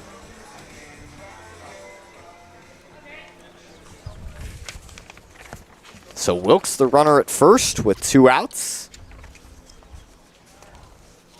And Waldeck delivers. Misses high for a ball, 1-0. Tyler Hawley waits on deck. And he picked up his much-needed first hit of the season, and pretty epic, I might add, his last at-bat. 1-0 to Johnson. Off speed on the outside part of the plate for a strike, 1-1. And Waldeck got that slider to go just on the corner. But Johnson, like we've mentioned, his brother Nolan, but also had another brother, Jack, who played at the University of Baylor. That is ripped foul, and the count is now 1-2. And so it wouldn't shock you when we tell you that his father, Kevin Johnson, played professional baseball at the minor league system for the Montreal Expos, or now the Washington Nationals. The Expos at the time. 1-2 to Johnson. That is ripped to right field. That's a base hit. Wilkes will stop at second. So it's runners at first and second with 2 outs. The Oaks in business in this bottom of the 5th inning. And Wilkes at second represents the go-ahead run.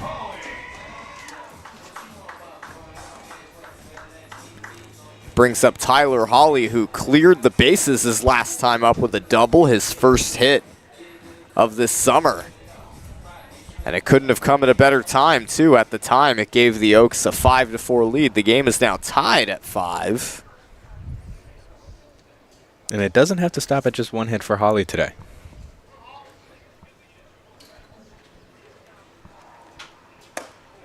Hawley looks at a ball inside. That one had some movement. It did not curve in enough.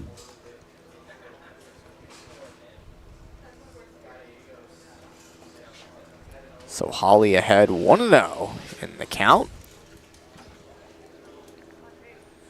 And so Hawley ended 10 straight at-bats without a hit. 11. Fastball misses low. 2 balls and no strikes on Tyler Hawley. Jake Schwartz waits on deck for the Oaks. First and second, 2 outs. A big spot for Hawley and the Oaks. A tie game at 5. 2-0. A swing and a miss. Hawley's still ahead in the count, but it's now 2-1. And I really think it's once Hawley unlocks the hitting and just finds the rhythm. I'm not saying he's having to hit, base clearing RBIs every single time he's up, but once he unlocks that hitting, I think, everything else in his game has been working pretty efficiently. There's a slider right on the outside corner for strike 2. And Waldeck's been trying to get that slider to go, and he gets it right there on the corner. 2 balls, 2 strikes, 2 outs, 2 on. Waldeck looking to get out of trouble. The 2-2 to Holly. Is fouled right off his shin. So still a 2-2 count on Tyler Holly.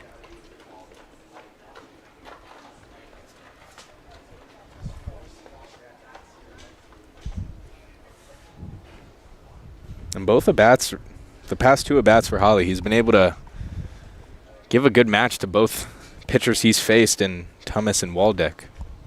2 balls, 2 strikes, 2 on, 2 outs. Holly looks at a fastball upstairs. The count is full, and with runners at first and second and 2 outs, the runners will be going.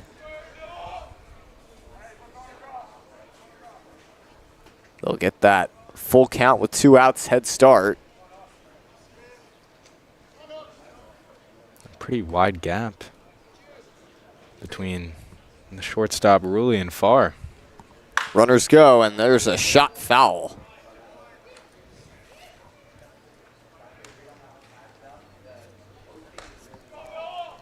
So still a full count on Tyler Holly.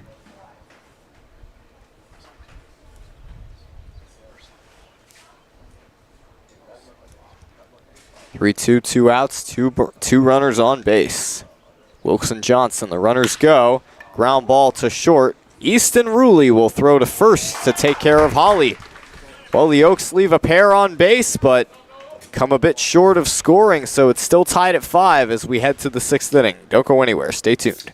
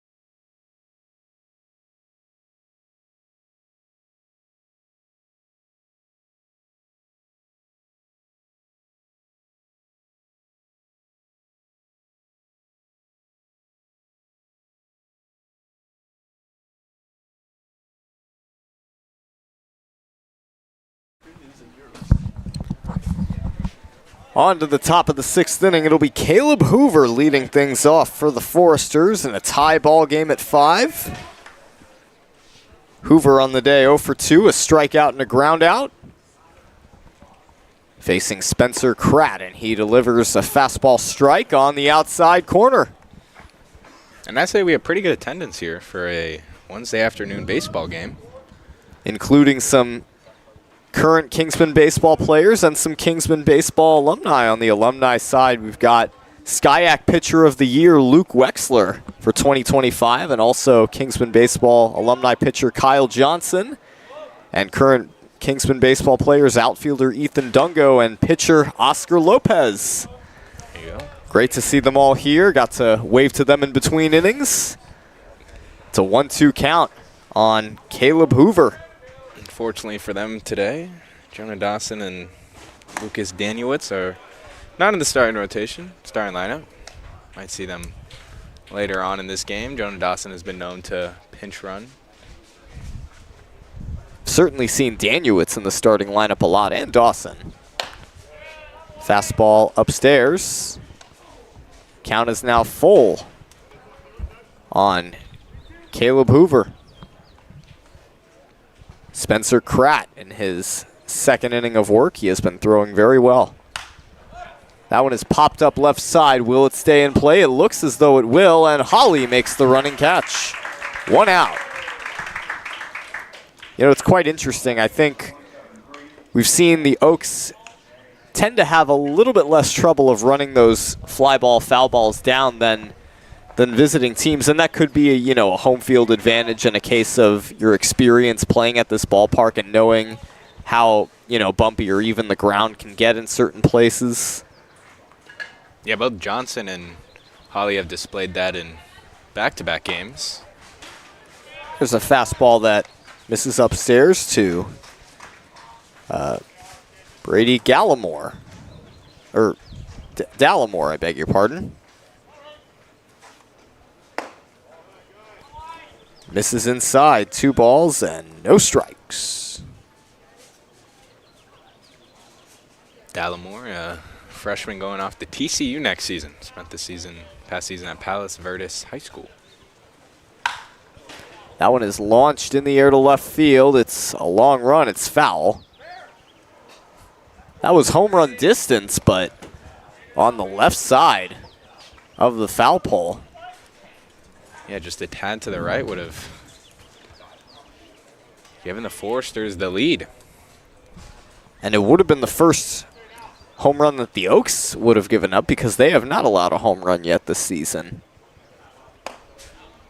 Off speed on the inside part of the plate. 2 balls and 2 strikes. A good-looking slider right there, an off-speed slider from Kratt. 2-2 is fouled off to the left. So still a 2-2 count on Brady Dallimore. Dallimore missed the 2024 season with a left meniscus injury. Chopped up the middle. Fielded by Hewitt. He throws to first. Oh, they got him at first. Bang, bang play at first. And it was very, very close. Bill Pintard running out immediately. I'm not going to lie. I thought that Dallimore was safe. It was very close. It looked like it. I mean, Brady Hewitt made a hell of a play to get over there and kind of, sidearm the ball to first base. But I agree with you, Sammy. It did look like Dallimore just got there in the nick of time. But unfortunate that we don't have replay here. But he is having a discussion with that first base umpire. And by the looks of Pintard's body language, he doesn't look too pleased. Yeah, I don't think anyone in that dugout for the Foresters is very pleased with that call, but 2 down. Brings up Makani Nabarro. Nabarro singled his last time up in the 4th inning when Foresters scored a run, and Nabarro was the runner gunned down at the plate in that on the stolen base by Keel, and then when Galloway threw the ball to second base, he baited Nabarro into coming home, and Nabarro fell for the trick.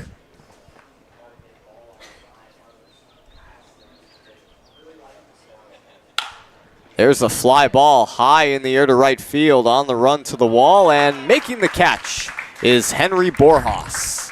1-2-3 inning for Spencer Kratt. He has now thrown a pair of shutout innings, and we are now heading to the bottom of the 6th. 5-5 tie.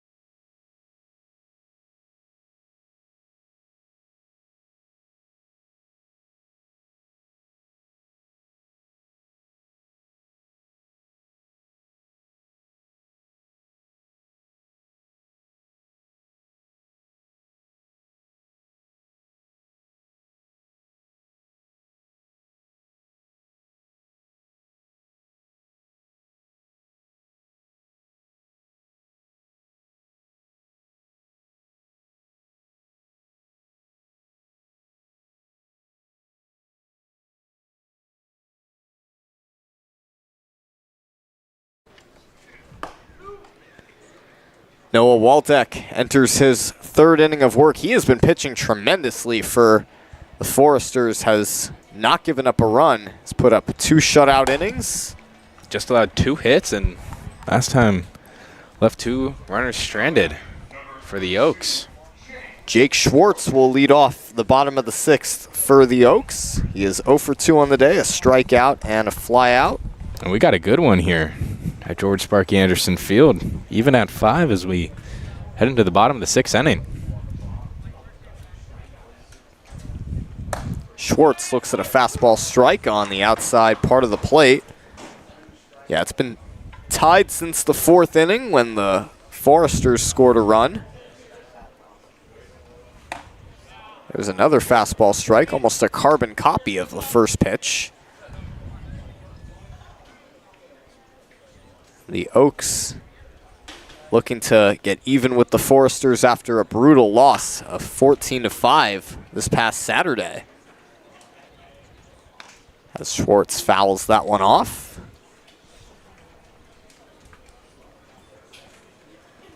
Oaks just looking to get some offense going to set up those run-scoring opportunities. That one misses too far outside, 1-2. Henry Borjas waiting on deck.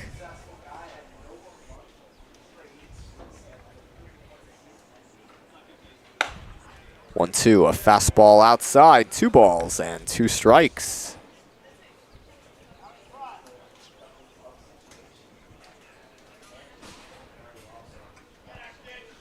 Well, Schwartz, we've seen him play left field, right field, and first base.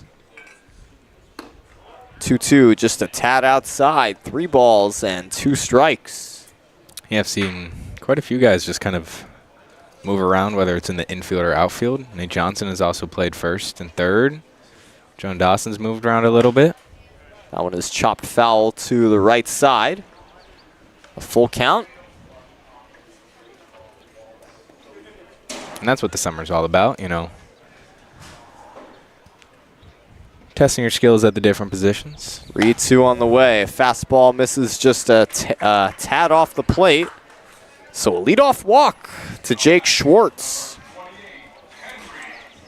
Brings up Henry Borjas for the Oaks. Borjas 0 for 1 on the day, a walk and a strikeout. And again, Henry Borjas ended up being the starting right fielder after Jonathan Smith went down with an injury and during practice. And Isaac Veal is pinch running at first base for Jake Schwartz.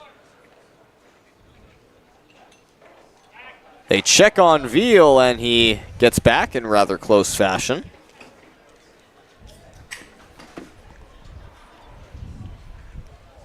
Yeah, once again, just sending our prayers to Jonathan Smith. We have yet to get an injury report on him. Borjas showing bunt, pulls it back, and it's a strike on the inside corner. Well, a bunt is certainly a strong idea in a situation like this, a tie ball game rather late in the game. Borjas bunts it foul, so with 2 strikes, a bunt is not the safest idea, because if it goes foul, then it would be the 3rd strike. Veal at first, he can run. 0-2.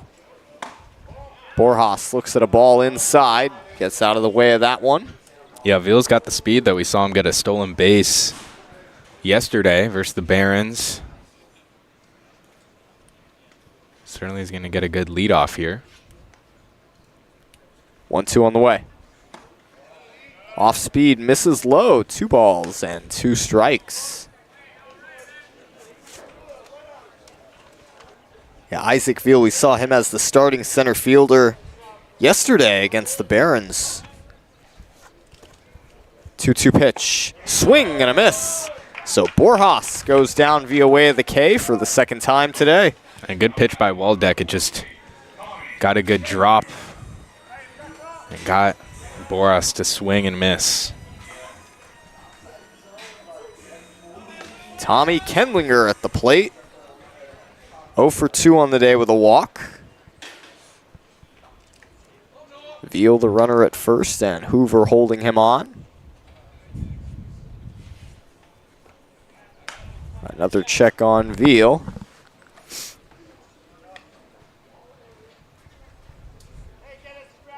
And you know they have the scouting report on Veal. They know he can certainly be a guy to take off.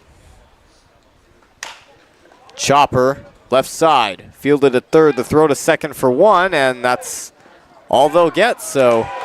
And they're going to call an interference on Veal, tripping up far, and that's going to end the inning. Yeah, Veal looks a little shocked by that one, and certainly a discussion there. Yeah, that's tough to tell from up here a little bit. I mean, yeah, because if you're Veal, I'd feel for him in the sense that if you only slide in your own lane, and if hypothetically the fielder happens to move in your direction, it can be tough. But the inning is over. It's a double play, so we'll be right back.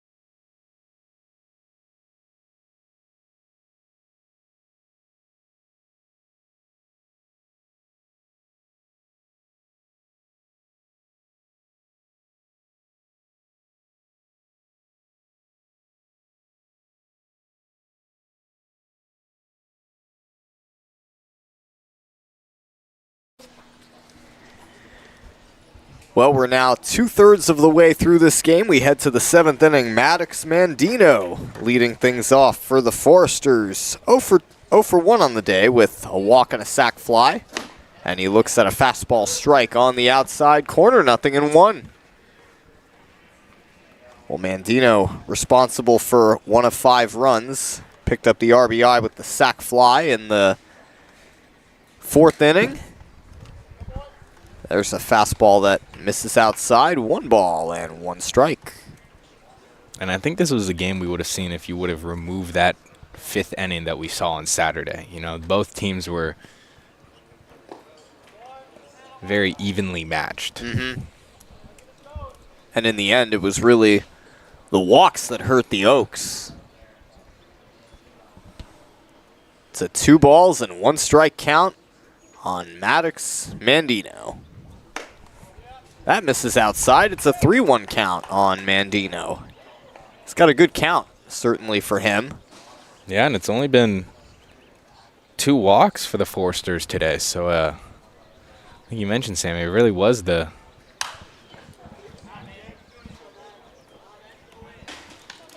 difference.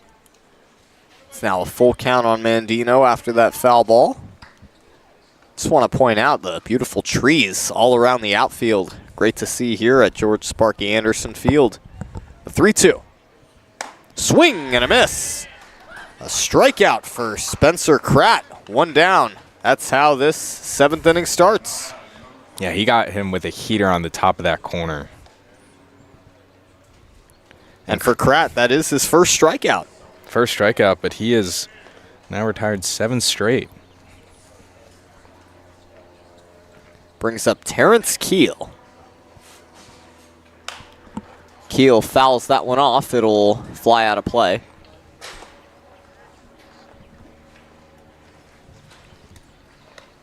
Well, this is the type of relief appearance that the Oaks definitely needed to see from someone out of the bullpen, especially, you know, when you face a team as tough and competitive as the Foresters.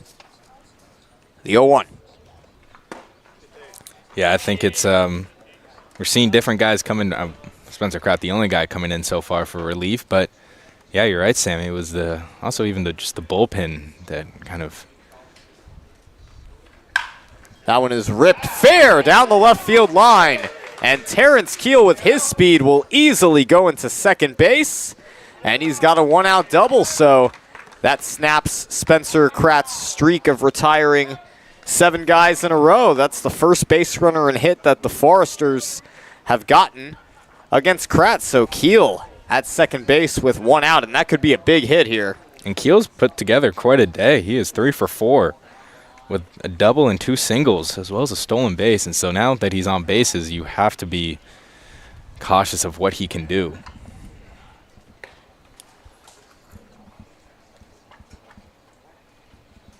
So Keel at second with 1 out. He could score easily on a single here. Easton Mumau takes one low and outside for a ball. Mumau with 1 hit on the day, a single back in that 3rd inning when the Foresters scored 3 runs.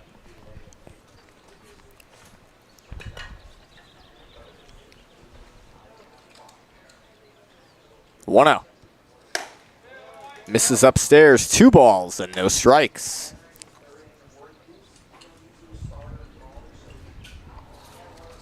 Mumau, the third baseman for the Foresters. Mumau was 4 for 5 in Saturday's matchup. He looks at a strike on the upper part of the strike zone. He had 4 singles and an RBI, and hearing from the dugout, they did not like that strike call.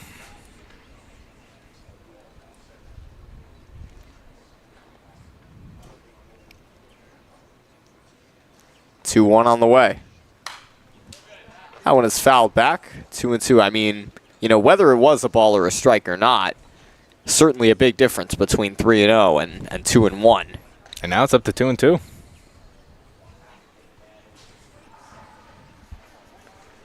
Terrence Keel, the runner at second with 1 out. Tie game at 5. And a check on Keel, and he is able to get back safely. It was pretty close. It was a little bit of a late reaction from Keel as Kratt turned around, but gets safe. 2 balls, 2 strikes with 1 out in the 7th inning. Kratt delivers. Mumau, line drive caught at third by Tyler Hawley.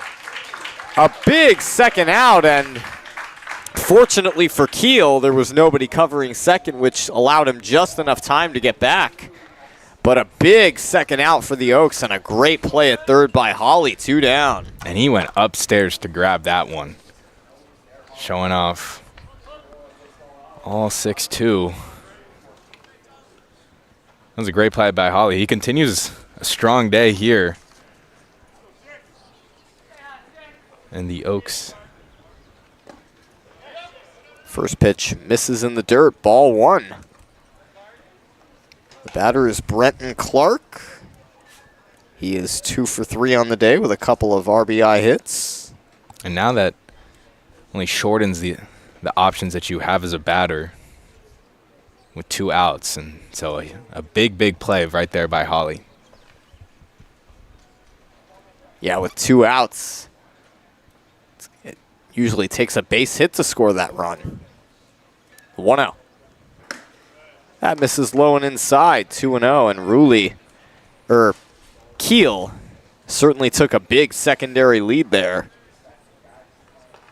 to sort of get into the heads of Kratt and Galloway. 2-0. That one's fouled away by Clark. It's a 2-ball and 1 strike count.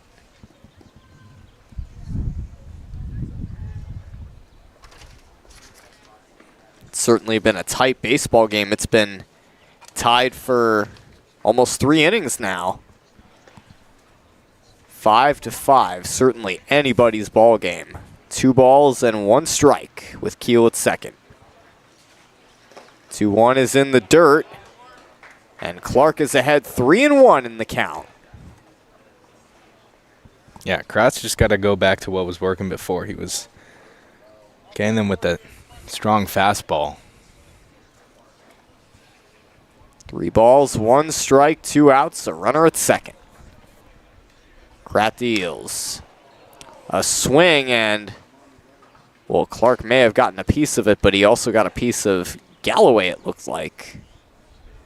Also, ball maybe ricocheted off and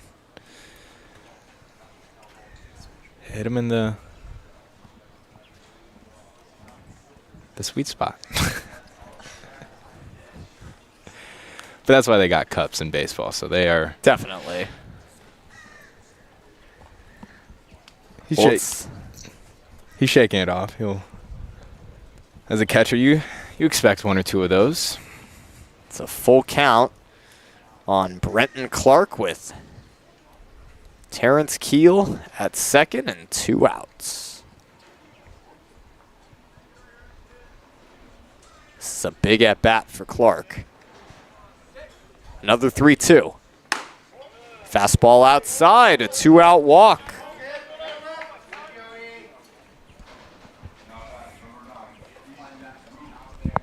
Brings up Easton Ruley for the Foresters.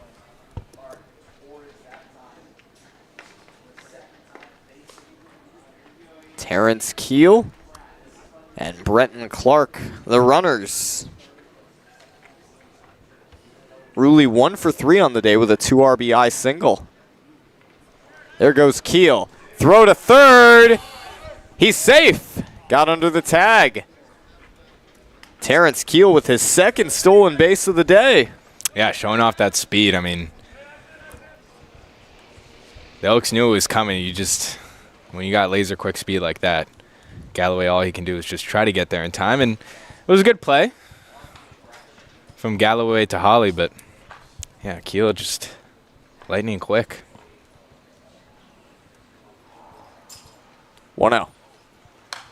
That one is fouled straight back. 1 ball and 1 strike.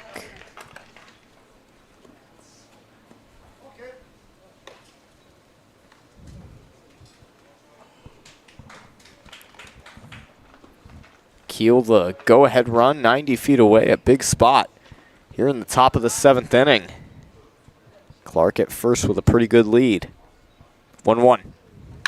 That one is ripped foul, and it's a 1-2 count now on Easton Ruley. That puts a little more pressure on Ruley, but also puts more pressure on Spencer Pratt to just try to finish off this inning. On deck is Sawyer Farr. Keel at third, Clark at first with 2 outs.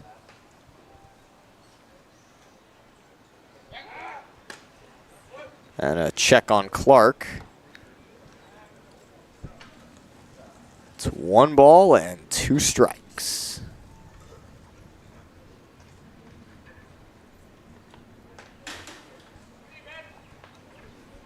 Pratt deals the 1-2. It is inside. 2 balls and 2 strikes. Keel and Clark the runners. Count is even at 2. This is a good at-bat that Ruley is putting up against Spencer Pratt. 2-2 on the way. Ground ball to short. Hewitt takes the hop, throws to first in time for out number 3. So the Foresters leave 2 runners on, and it's time to stretch here at Sparky Anderson Field. We will be back for the bottom of the 7th.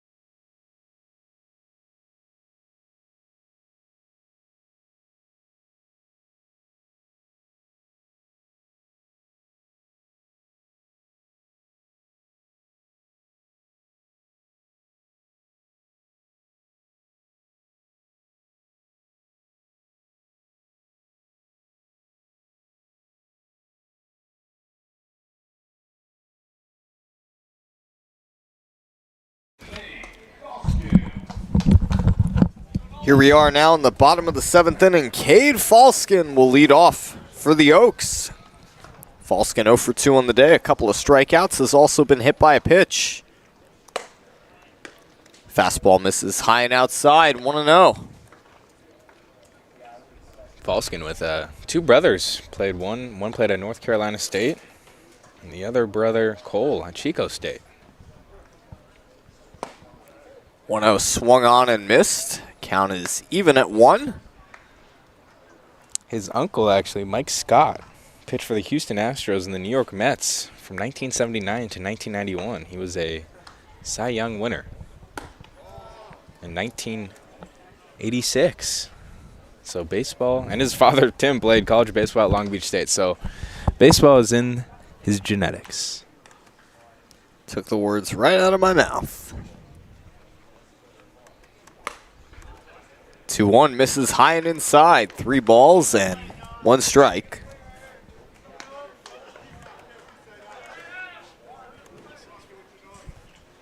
Well, Falskin ahead in the count early on in the bottom of the 7th. Fastball on the inside corner. The count runs full. It's been pretty quiet since the 4th inning from a scoring standpoint. Both teams, the bullpens have really been holding up, and Noah Waldeck, as he issues ball 4 to Cade Falskin, but Waldeck now in his 4th inning of work that he looks to complete. Jacob Galloway now the batter.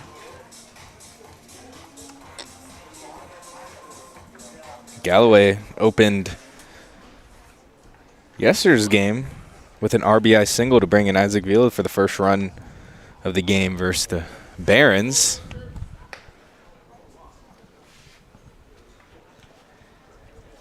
Falskin with a good lead at first.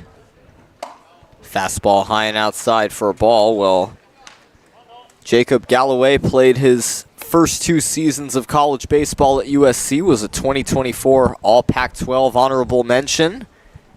Hit a season high of 6 home runs. He's now at Texas A&M. There's a strike on the inside corner. 1 ball and 1 strike. Yeah, that All Pac-12 back when it was the Pac-12. Now it's the Big Ten. Don't even get me started, Sammy. It's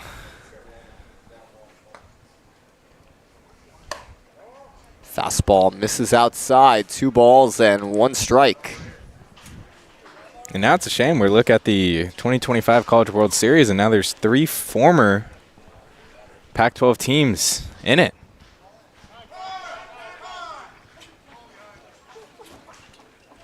Well, time is called for a ball that rolled in from the bullpen.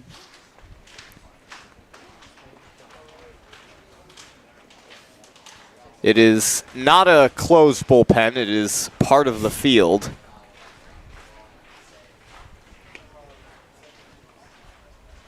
There's only so much space here in a small campus like Cal Lutheran. There's a hot shot into right field for a base hit. On his way to third is Falskin, and he will make it with a head-first slide. So the Oaks are in business with a leadoff walk by Falskin and a single to right by Jacob Galloway. And now, the Oaks are simply a ball put in play away from taking the lead. Brings up Brady Hewitt. He is 1 for 3 on the day with a single and a couple of strikeouts. Yeah, Galloway continuing on a strong day right there as he rips that one into right field.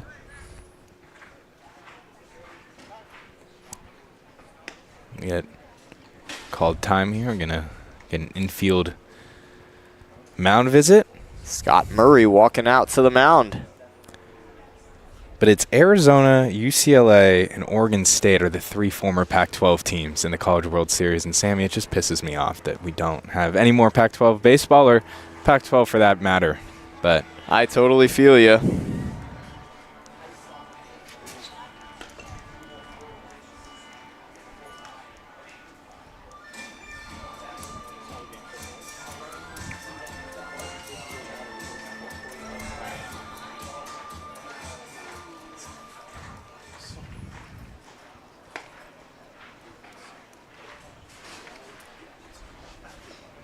First and third, nobody out.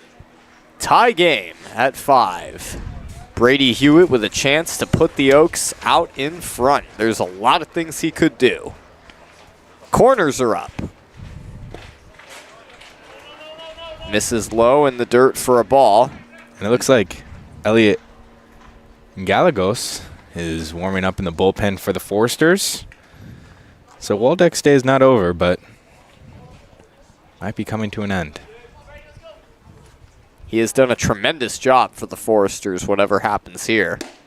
There's a fastball strike on the outside corner. Yeah, he has been lights out thus far, but certainly has found some trouble in this top of the 7th inning, but maybe that mound visit will sort of get him to reset.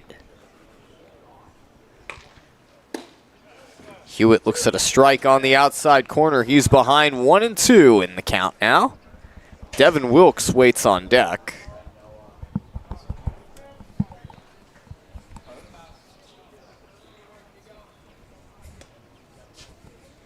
One, two.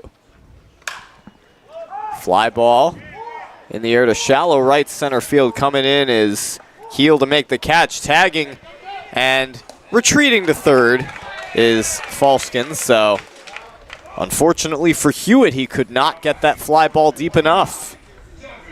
That was a great throw from right field by Terrence Keel as well. Yeah, it took the words out of my mouth right there. Keel got on that ball fast and threw a heater right down to Dallimore. And the ball was any slower, I think Falskin would have taken off. That brings up Devin Wilkes for the Oaks. Runners at the corners with 1 out. Waldeck deals the first pitch. There's a fastball outside for a ball. And this is where we've seen Wilkes strive when he has runners in scoring position. Already with 1 RBI today. 1-0. Misses outside, 2 balls and no strikes. And, you know, Wilkes certainly a dangerous hitter, and a walk here would load the bases.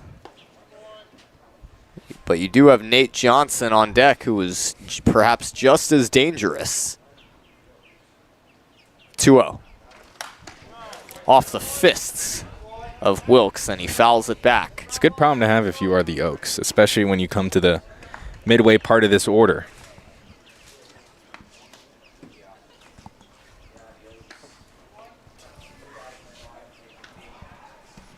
Two balls and 1 strike with 1 out. Waldeck deals. Chopper to the right side. It's foul. Foresters sort of caught a break there.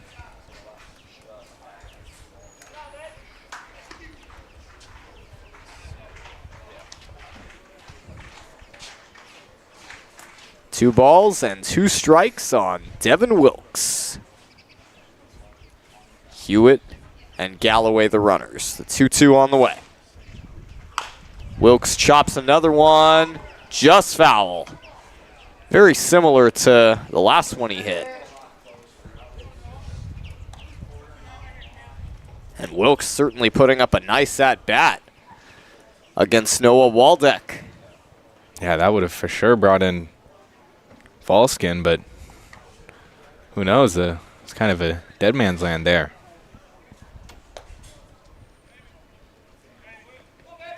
Two balls, 2 strikes with 1 out. Waldeck deals. Shot, base hit through the left side. Oaks take the lead as Falston scores. And it's 6-5 Conejo Oaks on an RBI single by Devin Wilkes. And he just keeps impressing here for the Oaks early into the summer. I mean, he is one of the younger players on this team, just getting out of high school, and he continues to deliver in the big moments, and that's all you can really ask for. And made great contact with that, got past the third baseman, Muma. And just like that, the Oaks have jumped it and taken their lead back. And it looks like that's going to be it for Noah Waldeck.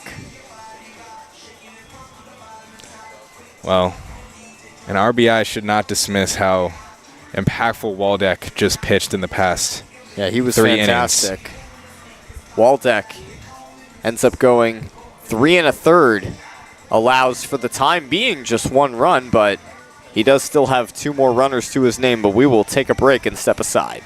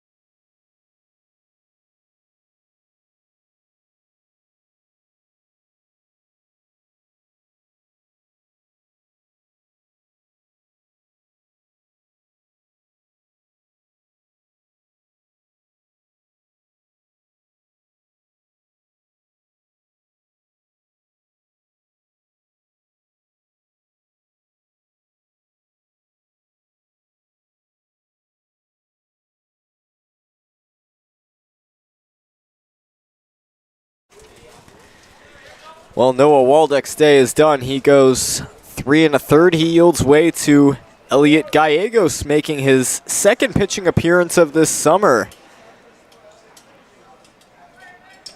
He has so far allowed just 2 runs, 1 hit, just thrown an inning.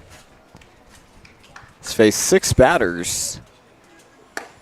And he deals a fastball outside, 1-0. And if he leaves anything down that middle, Nate Johnson, we've seen him explode on a ball before. Did it yesterday against the Barons. Seen him already with a single today.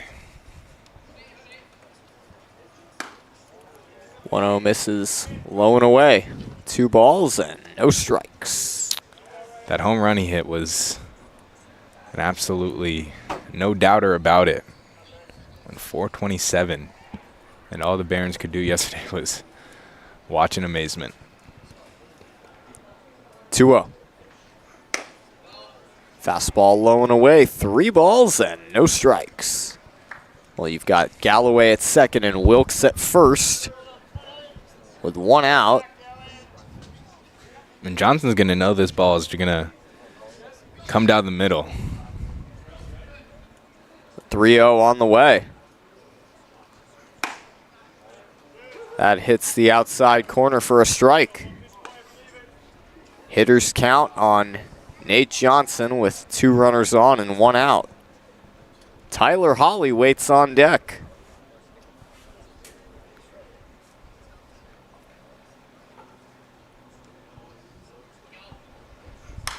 That one is fouled straight back. 3 balls and 2 strikes.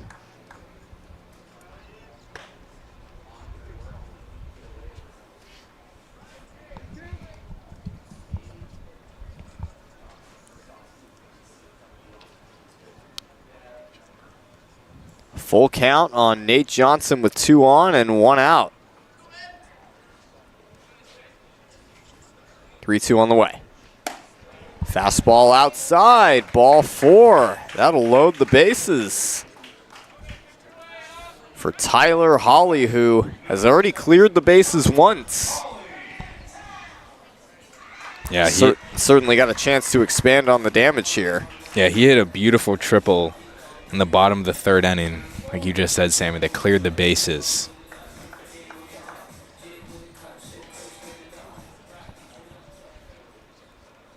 He'll be looking to do it again. Oaks do lead by 1 run.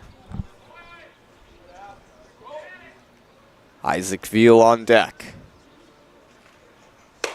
Holly takes a high fastball, 1-0.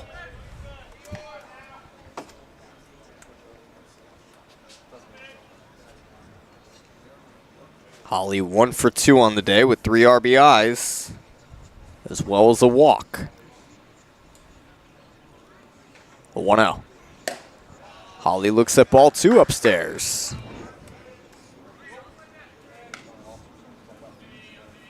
Six to 5 Oaks. They hold this lead. They could get their first victory against the Foresters this season. They did win 4 out of 6 games against Santa Barbara last year. 2-0 is fouled away. And Holly right there had to know a good pitch was coming. Yeah, the next time that these two teams will meet will be up in Santa Barbara on June 27th at Eddie Matthews Field. 2 balls and 1 strike. Gallego steals. Misses upstairs. It's a 3-1 count on Tyler Holly. Try to get him with the slider right there, but too high for a ball. Bases loaded, 1 out. 1-run lead for the Oaks. Here's the 3-1. A check swing grounder to the right side. And the only play ends up being first. So Holly ends up knocking in his 4th RBI of the game. A little oops swing. Grounds it to the right side, but the Foresters had no play at any other base. So it's an RBI ground out for Holly, and it's 7-5 Oaks. And it seems Hoover just thought twice about throwing home, but gets the out at first. Isaac Veal is now the batter. He came on as a pinch runner for Jake Schwartz last inning in the 6th. Looks at a fastball strike right down the pipe. So Wilkes the runner at 3rd and Johnson the runner at 2nd. Henry Borjas on deck.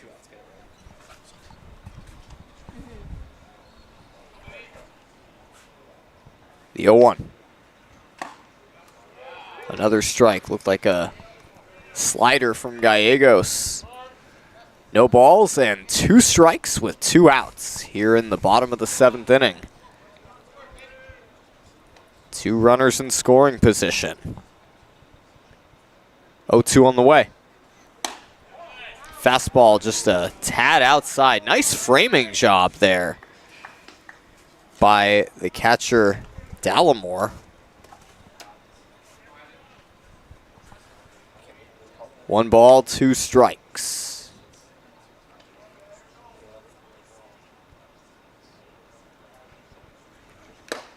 A check swing, and Veal went around, so that'll end the inning.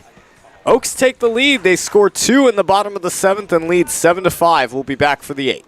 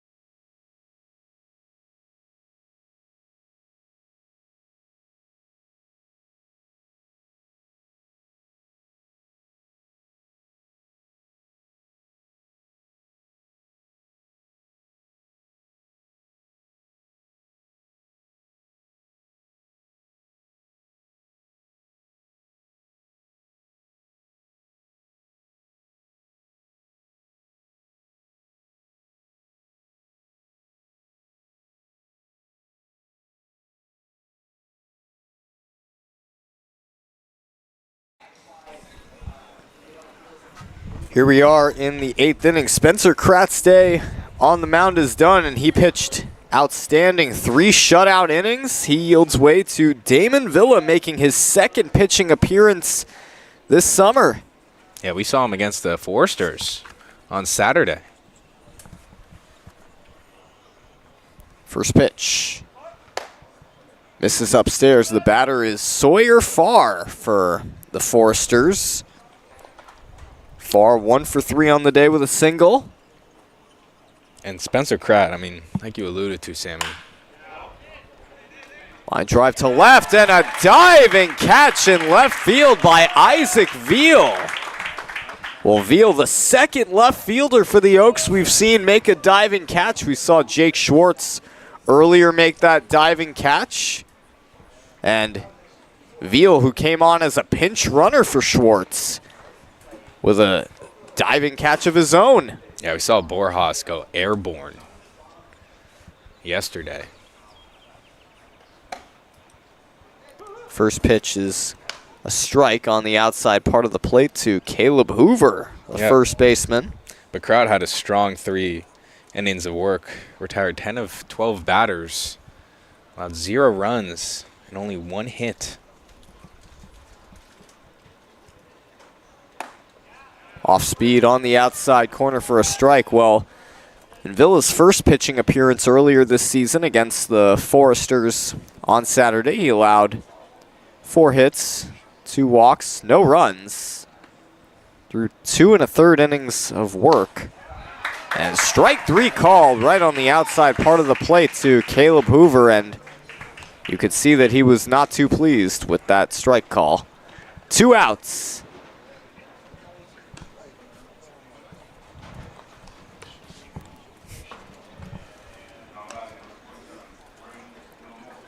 That brings up Brady Dallimore, who came on the bases as a runner for Gambardella.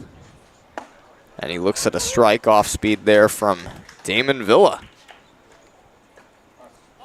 Villa, up to this point now, has thrown 3 total innings cumulatively. That one misses high for a ball, 1-1. Well, the Oaks 4 defensive outs away from taking this game from the Foresters, and they would go 4-1 in league play. And there's a chopper to third. Tyler Hawley, with that gun of his, throws to first for out number 3. 7-5 Oaks. As we now head to the bottom of the 8th, Oaks would love some more insurance. We'll be back.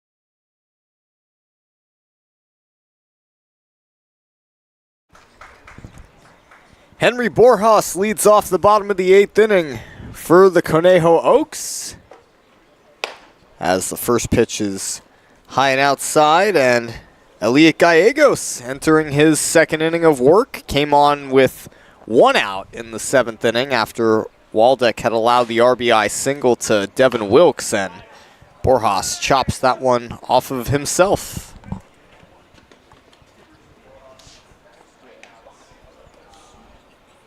Well, Borjas on the day 0 for 2 with a pair of strikeouts, along with a walk.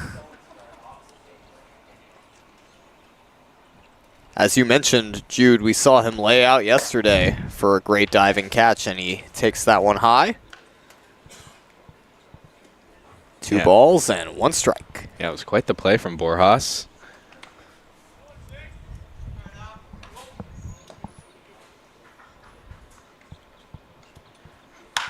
There's a shot into right center field. That is down for a base hit. So Henry Borjas breaks his 0 for slump for this game and gets a base hit to right center. It's got to feel good for Borjas, who gets his first hit in 2 games.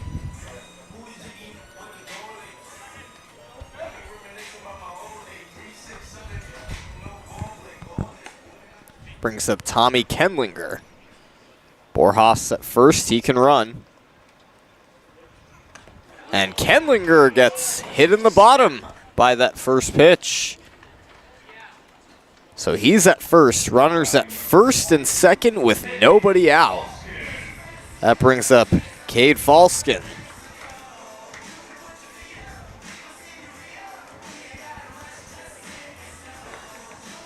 Falskin hitless on the day so far, a couple of strikeouts. He's been hit as well and has also walked.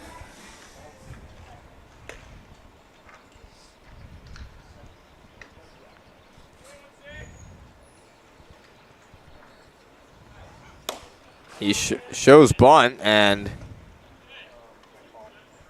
umpire had the duck for that one too, and he did commit on that bunt attempt. Falskin did score that run to give the Oaks the 6-5 lead. Looks like he's showing bunt all the way. 0-1. Bunted, foul. So now it's an 0-2 count on Cade Falskin.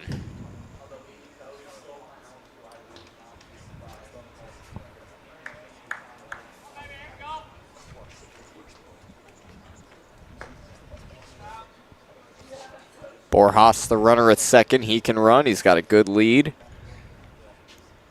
And the 0-2. In the dirt, it gets behind the catcher, Dallimore. And Borjas will head to third, and it's the second time that we have seen Borjas reach third on a pass ball or wild pitch, and that one just clipped the end of the glove of Dallimore and went behind him. And now the Oaks have a chance to score another key insurance run. The infield is up for the Foresters. Yeah, he also just took his eyes off the ball just a tad. I think he thought he'd maybe already had it in his mitt. But a swing and a miss. So a big strikeout for Gallegos. And Kendlinger moved to second on that pass ball as well. Gallegos' second strikeout. Brings up Jacob Galloway with 1 out here in the bottom of the 8th inning.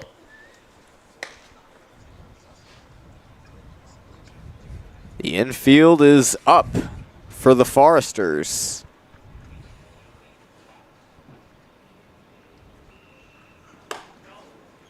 Misses high and inside for a ball.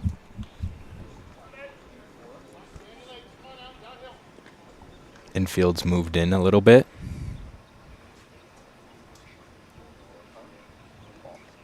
Hewitt waits on deck. 1-0. That one is slashed foul to the left side. Count is even at 1. And if you're Galloway, you just got to get a ball high enough to get into that shallow outfield, and you'll bring in Boros.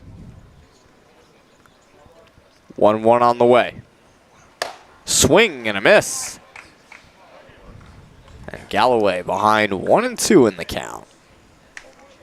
And that was a good pitch by Gallegos to get him to pitch upstairs, to get him to chase upstairs.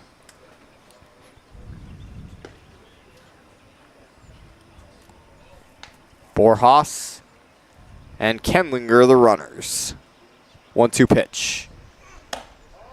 Misses upstairs, 2-2.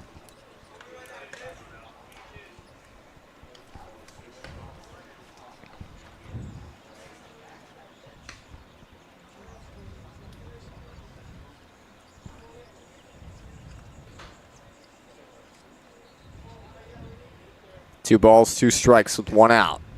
Gallego steals. Chopper up the middle, fielded, and the throw home is not in time. Well, Easton Ruley cut that ball off from going up the middle, but had to turn around before he threw it, and Borjas with his speed slid right in there. 8-5 Oaks. Yeah, he had a good leadoff and a great slide attempt.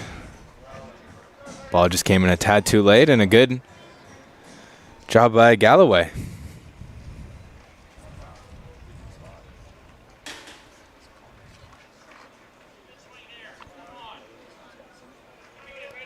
Brings up Brady Hewitt. First and third, one out, and now a 3-run lead for the Oaks. Infield no longer up with the double play in order. That's high, it gets away, and coming to the plate is Kendlinger. 9-5 Oaks. Just like that, 2 more runs added.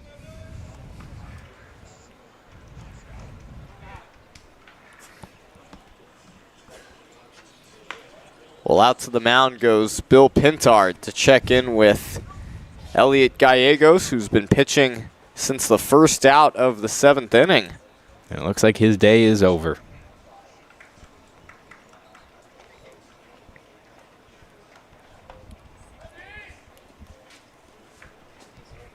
Well, we've got a pitching change in order. It'll be Darren Orlando. We'll be right back.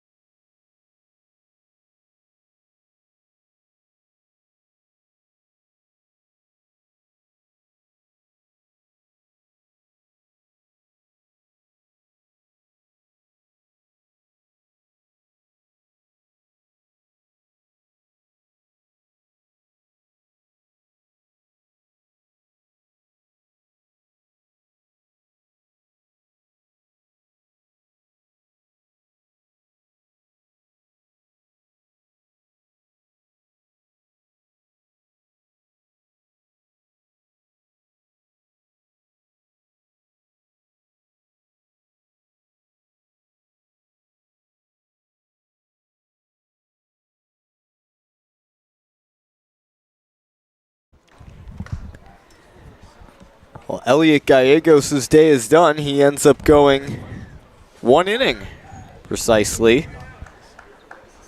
Comes out after issuing that wild pitch and the second run of the inning. It is a 1-0 count on Brady Hewitt, and taking over for Gallegos is Darren Orlando. Sophomore from Santa Barbara Community College. Made 16 appearances this past season. And 2 saves, in fact. 1-0 on Brady Hewitt. Fastball misses upstairs, 2-0. Devin Wilkes waiting on deck.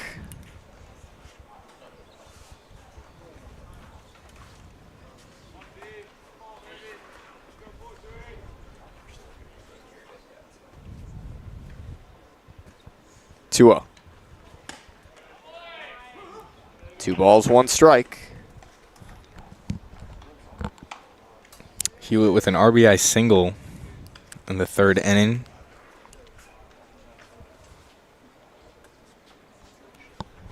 Runner at second. It's Galloway with 1 out. Popped up backwards, it gets out of play.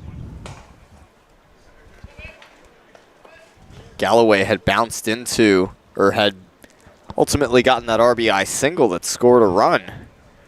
Rulli was willing to stop that run from scoring at all costs, and well, as a result, no out was recorded. 2 balls, 2 strikes. Orlando deals. There's a little flare. It gets caught out in short center field by the second baseman Sawyer Farr. 2 down.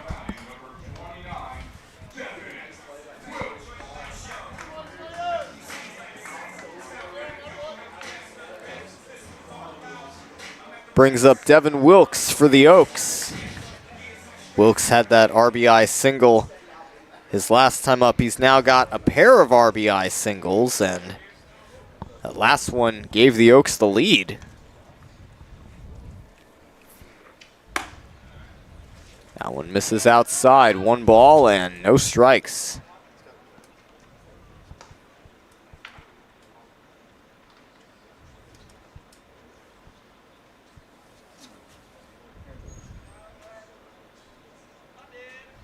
Two out here in the bottom of the 8th. Wilkes fouls off that pitch. It's 1 ball and 1 strike. Wilkes has 2 RBIs today. Especially with runners in scoring position, he does lots of damage.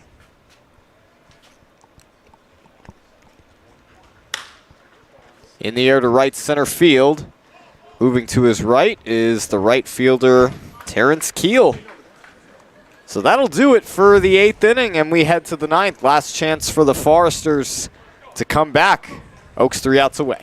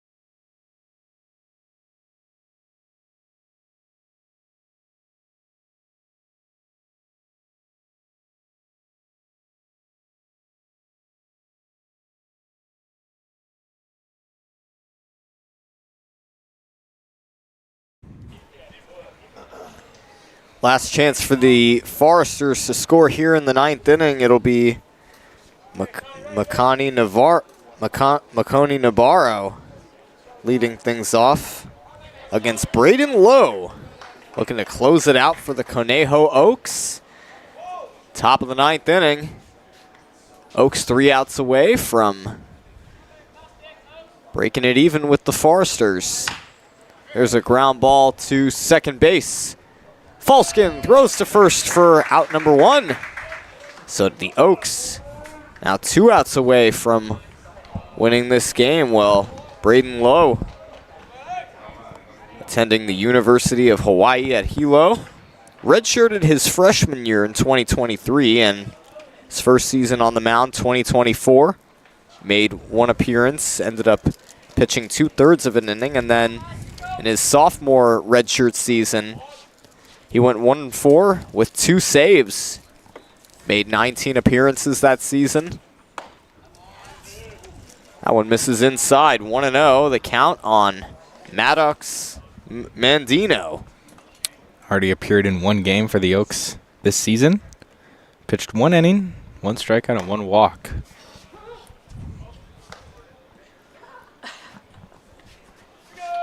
It's a 1-1 count now on Maddox Mandino, who has 1 RBI on the day, hitless so far, 0 for 3. 0 for 2, I should say. A walk and a sac fly. 2 balls and 1 strike.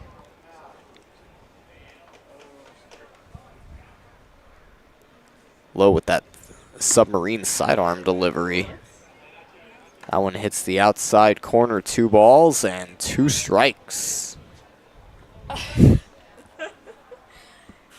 Whatever makes the game go by faster. 1 gone. 2-2 on the way. That one is fouled off. So still a 2-2 count on Maddox Mandino. And like I said, this is a team in the Foresters. They're going to see him a couple more times this season, but as they sit at 3-0 currently, a team to beat. Misses outside. The count runs full on Mandino.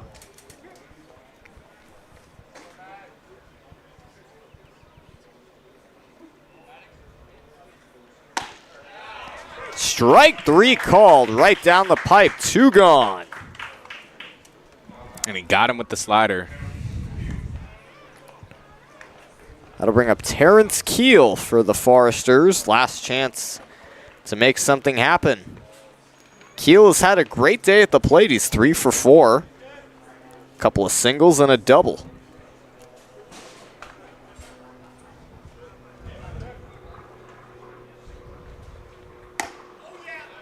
There's a strike on the outside part of the plate. 0-1. Well, after 5 games at home, the Conejo Oaks will head to MLB Youth Academy on Friday for a 6:05 game against the MLB Academy Barons as Keel swings and misses at that one.